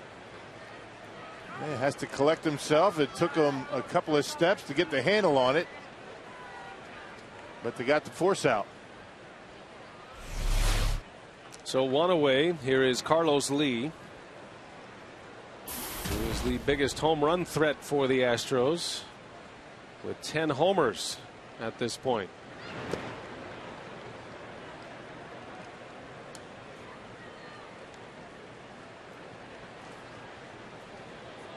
Lee just 1 out of 7 career against K-Rod. Francisco Rodriguez would take another one of those ground balls. Carlos Lee is 0 for 3.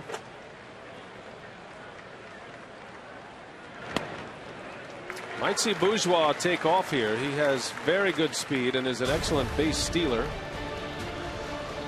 Get that tying run in a scoring position, and Francisco Rodriguez slow to home plate. Easy guy to steal on. Bourgeois has 20 steals. That's inside the top 10 in the league. Been caught 5 times. Looks like he wants to run. 1 ball, 1 strike. Rodriguez takes a look at him. Just got to make a base runner aware that you're keeping an eye on him. That might slow him down just a little bit. Bourgeois with a big lead over there at first base. K-Rod does not alter his delivery, but he does employ other tactics to keep a runner close. As Lee lifts one in the air to left, Braun fighting the sun makes the play. Bourgeois is back, so Carlos Lee retired. 2 gone in the Astro 8th. One way to beat the Astros is to keep their big gun hitless, and Carlos Lee has not been able to record a base hit in this series. Slider from K-Rod and Carlos Lee out in front, and a weak liner to left. Lee is 0 for 12 in the series. So 2 gone. And here is Michaels.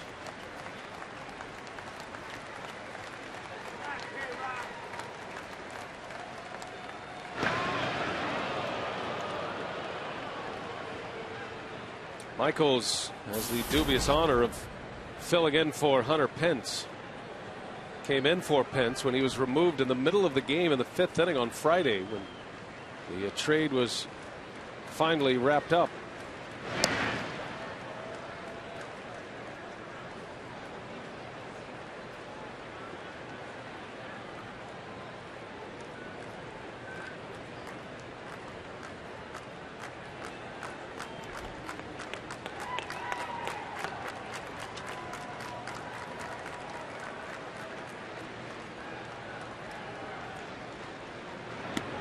And Michaels takes a ball, didn't miss by much. Yeah, that looked like a pretty good pitch. That slider right on the outside corner.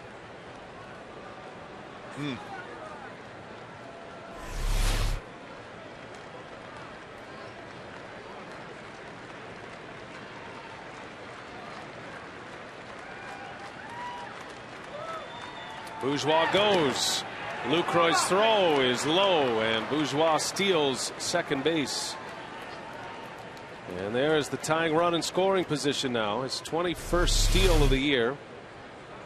He didn't have a great jump, but he had a huge lead, and you get a lot of extra time to steal bases with Frankie Rodriguez on the mound with that big high leg kick.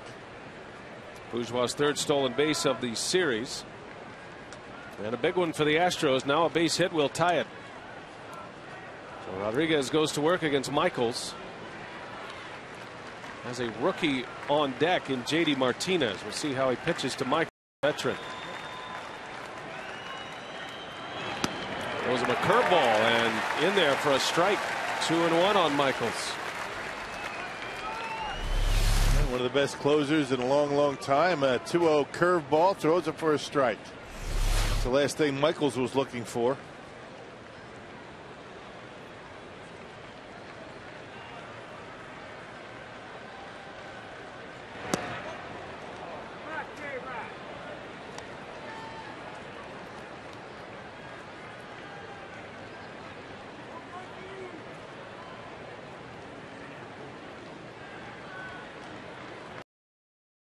Martinez on deck for Houston. 3 balls and a strike on Michaels. Tying run at second for the Astros and the speedy Bourgeois. And a curveball missed. So now 2 on. K-Rod has given up a single and a walk. And now he'll face the rookie hitter Martinez, making his first big league start today. As you get down the batting order, you've got to think that Brad Mills might be considering using Brett Wallace as only left-hander on the bench. The Brewers do not have a left-hander in their bullpen. Well, here's a hitter who has never seen Francisco Rodriguez. You figure K-Rod has the advantage. The runners go. It's a strike, and it'll be a double steal. Lucroy looked like he wanted to throw to second. That's because Craig Counsell never moved. He wasn't about to vacate his position. And Brewers looking to field ground balls, not too much worried about the big jump the Bourgeois got going to third base. And check it out. Nobody really vacating. Craig Counsell never moved. And Lucroy decided to eat it. So the stakes are a little higher now. A base hit, the Astros will take the lead as Martinez takes a ball. 1 ball, 1 strike. Young hitter in a big spot. Martinez just 23 years of age. He made his debut last night. He doubled, knocked one over the head of Nigel Morgan in center field. So far today, he's 0 for 2 with a walk.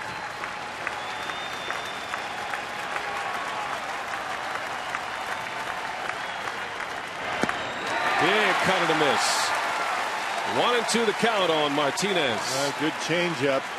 That's his bread and butter to go along with those breaking pitches, and Martinez way out in front. Good location down. Now they're on their feet. 2 outs. And it gets away from Lucroy. The Astros have tied it. Francisco Rodriguez, a wild pitch. Yeah, not even close. All you can do behind home plate when you're catching in a pitch like that, you just throw something in the direction and hope you get lucky. Boy, look out. What are you going to do about that? And not even hardly in the batter's box.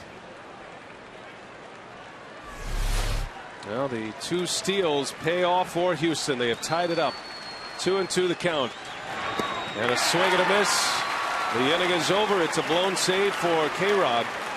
And now the Brewers have to go to work. All tied at 4. We go to the bottom of the 8th. The big boys are coming up.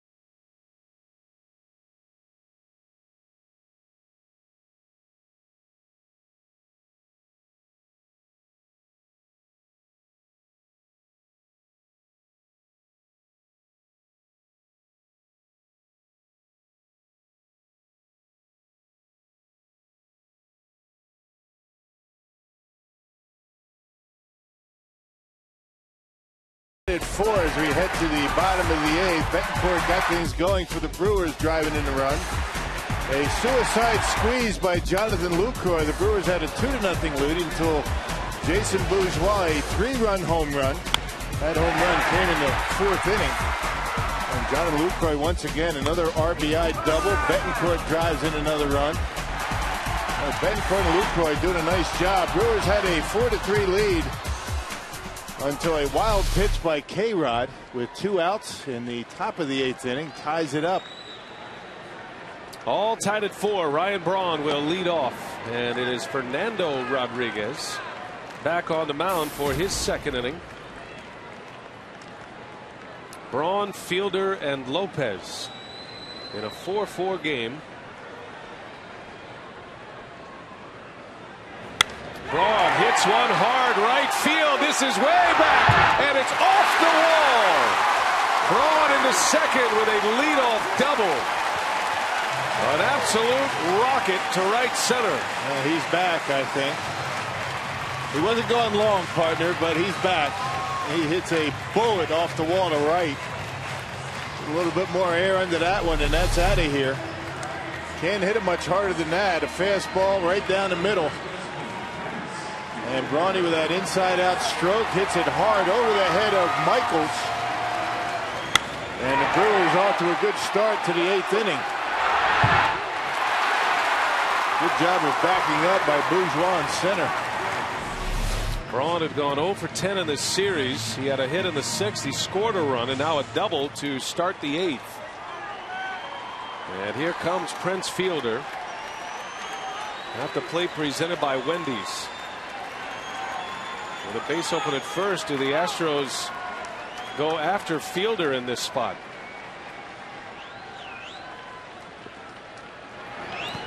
Down in the dirt. Fielder doesn't chase. I'm not sure they're going to give him anything to hit. I guess you walk him, and you're just going to have Lopez drop down a bunt. I guess you take your chances in this situation. What do the Astros have to lose at this point? I guess if you're trying to find out about a young pitcher, this would be a spot to do it. Go for it. See what he can do. Fielder hoping to make him pay. Prince, a little half swing and a breaking ball in the dirt. They say he checked it, and it's 2-0. 2-0. Now they might walk him or continue to try and get Prince to chase out of the zone.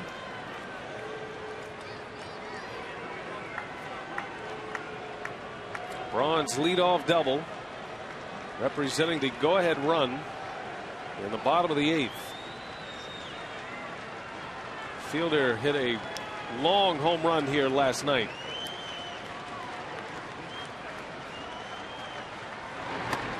Three 3-0 count. And Rodriguez going with off speed against Fielder.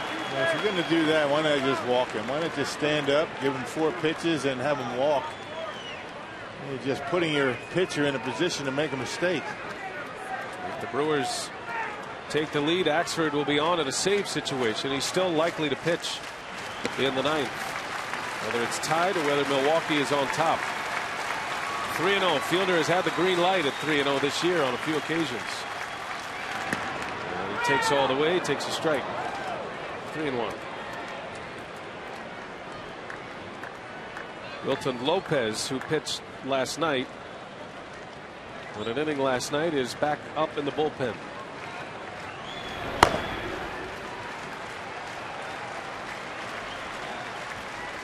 See what Fernando Rodriguez gives him here. 3-1. Fielder back up the middle. That's a base hit. Braun around third. Here comes the throw. Not in time. Braun scores as Prince Fielder delivers in the clutch. 5-4 Milwaukee. No idea why you go after Prince Fielder there. That makes no sense, but it's good for the Brewers. So the dynamic duo gets a run on the board. Still nobody out. Double, single, and the Brewers take the lead. 3-1 pitch. Looked like a slider that stayed down the middle. And Prince able to squeeze it into center field, and the Brewers take the lead. Braun and Fielder Braun had the double. Prince with RBI number 76. Francisco Rodriguez had given up the lead. The Brewers snatch it right back. And Brad Mills is on his way to the mound to make a change.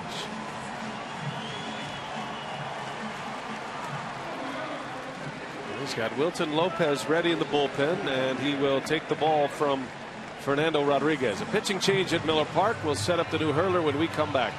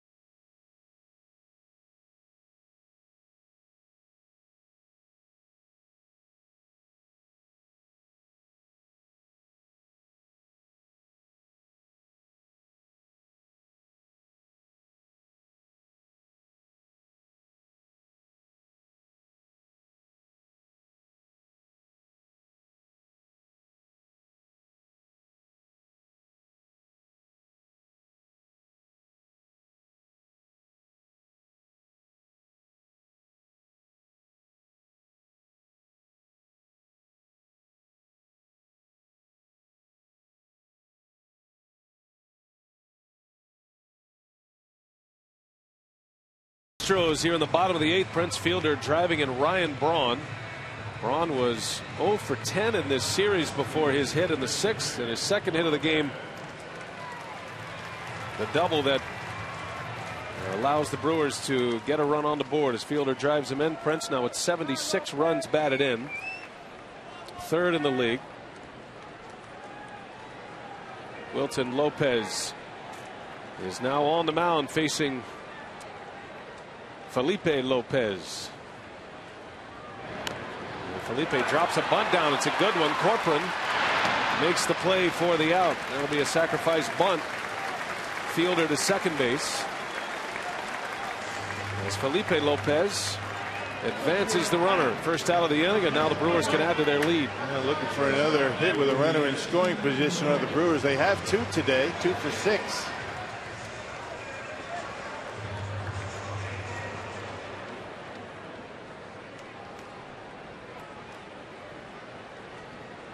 So here is Betancourt now with Prince at second base. Betancourt with a double and an RBI in the 2nd. Drove in a run with a fielder's choice in the 6th inning, the run that gave the Brewers the lead. 6-7 hitters with 4 RBIs today. 2 of them on outs. Very productive at the bottom of the order. Well, Lucroy has driven in a pair. Had that squeeze bunt in the 2nd and an RBI double in the 4th.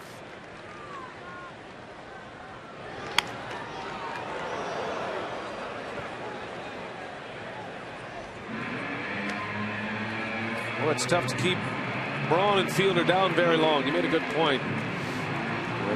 When one slumps, the other usually picks up the slack. That was what was so impressive about the Brewers through the first couple of months of the season. The fact that Braun and Fielder were both just red hot through the first 2 months doing it together, and they do it together here in the 8th inning to get the Brewers back on top.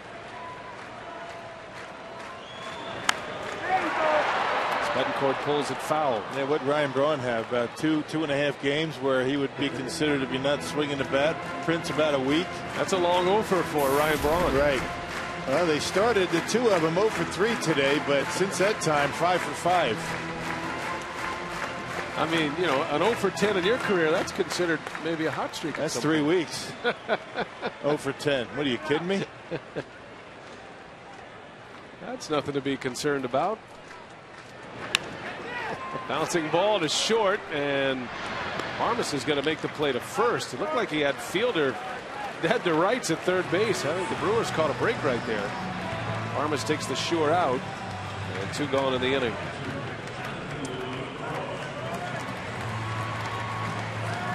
Ho-Chunk Gaming text question. Ben in Pewaukee wants to know, do the Brewers need to make another move to match what St. Louis and Pittsburgh did? No, I don't think so. The Brewers made three moves. You can't forget about K-Rod. I think everybody's forget about K-Rod when you talk about trading deadline deals. K-Rod, you get Lopez in a trade, and then you get Jerry Hairston. I think things were looking pretty good for the Brewers. I mean, what do you need at this point? I think the pitching staff is in very good shape. Bullpen and starting rotation. The Brewers are A-okay, in all honesty. Got the pieces in place. Remember, the Brewers did most of their work this offseason. That was the key trades with Markham and Greinke, and being able to put them in place to start the season. Got a fan situation up in the stands. And, they are escorting him out of the ballpark. Not sure what was going on down there, but not a pretty scene down there. He did not come on the field. The fan did not get on the field, but security had to go take care of business. Yeah, you're never going to win that battle. Security will always win that war.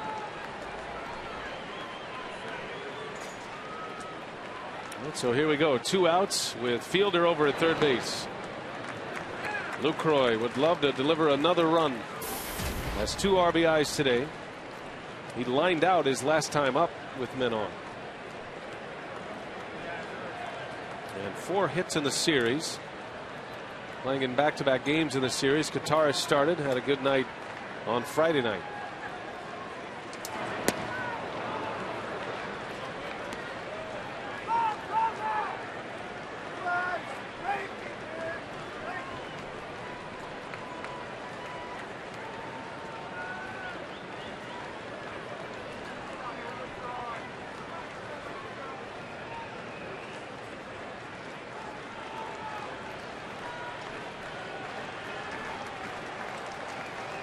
Wilton Lopez.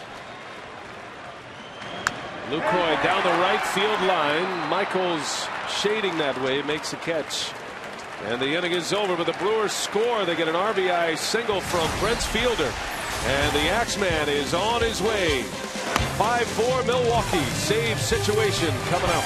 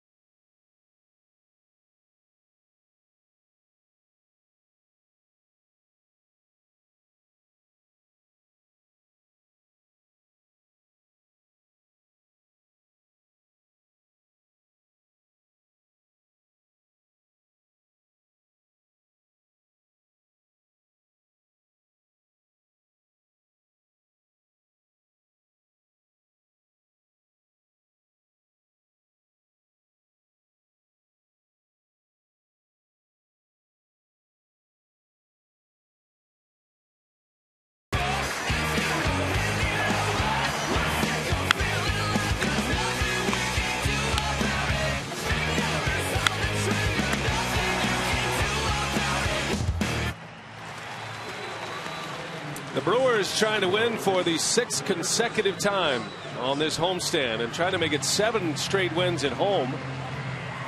And they have a 5-4 lead. Rockdale turn it over to their closer, John Axford, looking for save number 31. And he's 3 outs away from another Brewer win. His last blown save came on April 18th at Philadelphia. He saved 27 in a row. And his current save streak is a franchise record. This surpassed Doug Jones on this homestand. Right now, Francisco Rodriguez is in line for his 2nd win as a Brewer if Axford can finish it off. You see the franchise record for consecutive saves. John Axford in his first full season as a closer. There's a strike. 0-2 the count on Chris Johnson.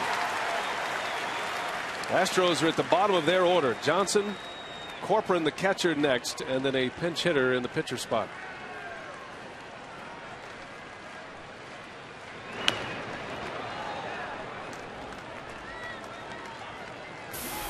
And John Axford has had a very good curveball his last 15 or so appearances. I mean, that's been the big difference for him. The curveball, the slider to go along with that upper 90s fastball, and throwing them all for strikes. Ready for another 0-2 and a fastball high. Johnson doesn't chase. Johnson has power, has just 6 home runs this year, has shown power in the past. 1-2 on the way, and down he goes. A breaking ball from Axford, and Johnson is barking at Eric Cooper behind the plate. They thought it was up. They thought it looked like it was up in the strike zone, and that's what he's upset about. He better get back in that dugout. It might cost him some money. It looked like it was just at the top of the zone. That could have been called high, but it wasn't. Too close to take with 2 strikes.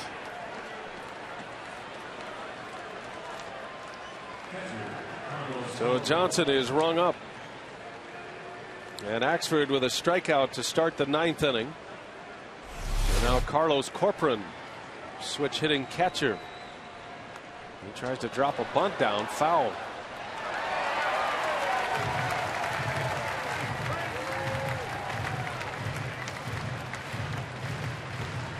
Well, still no sign of Brett Wallace, the only left-hander on the bench for the Astros. He's not even in the on-deck circle with a pitcher.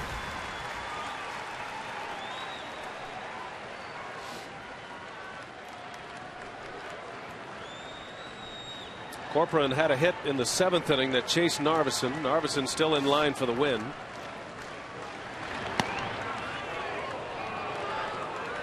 I beg your pardon. Narveson was in line for the win until Francisco Rodriguez gave up the run in the 8th. Now K-Rod in the winner's circle at this point. Narveson went 6 2/3, gave up 3 earned runs. As Corcoran lifts one in the air, this is playable. Braun coming in. And there is out number 2 for John Axford. The Brewers' longest winning streak of the year, 6 games. They swept back-to-back series here at home. And Axford is an out away from the 2nd 6-game winning streak of the season. Matt Downs will be the Astros' last hope as he pinch hits.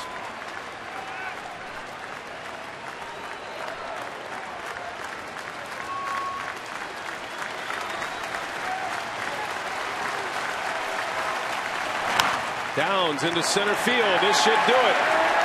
Nigel Morgan makes the play, and the Milwaukee Brewers stay hot. 6 in a row for the Brew Crew. A 5-4 win. Prince Fielder, our Menards player of the game. 3 hits today, including the game-winning RBI single after Braun doubled in the 8th. And another one in the win column for Milwaukee. Francisco Rodriguez to 2-0 with a win. John Axford save number 31 and 28 consecutive for Axford. Much more still to come on this game. Craig Kashawn, what do you have coming up on Brewers Live? Boy, a lot of great numbers to talk about in this series, in this game as well. We'll look over all of those. The Brewers a season high 11 games over 500 following a 5-4 win over Houston. We'll hear from the players and the manager when we come back.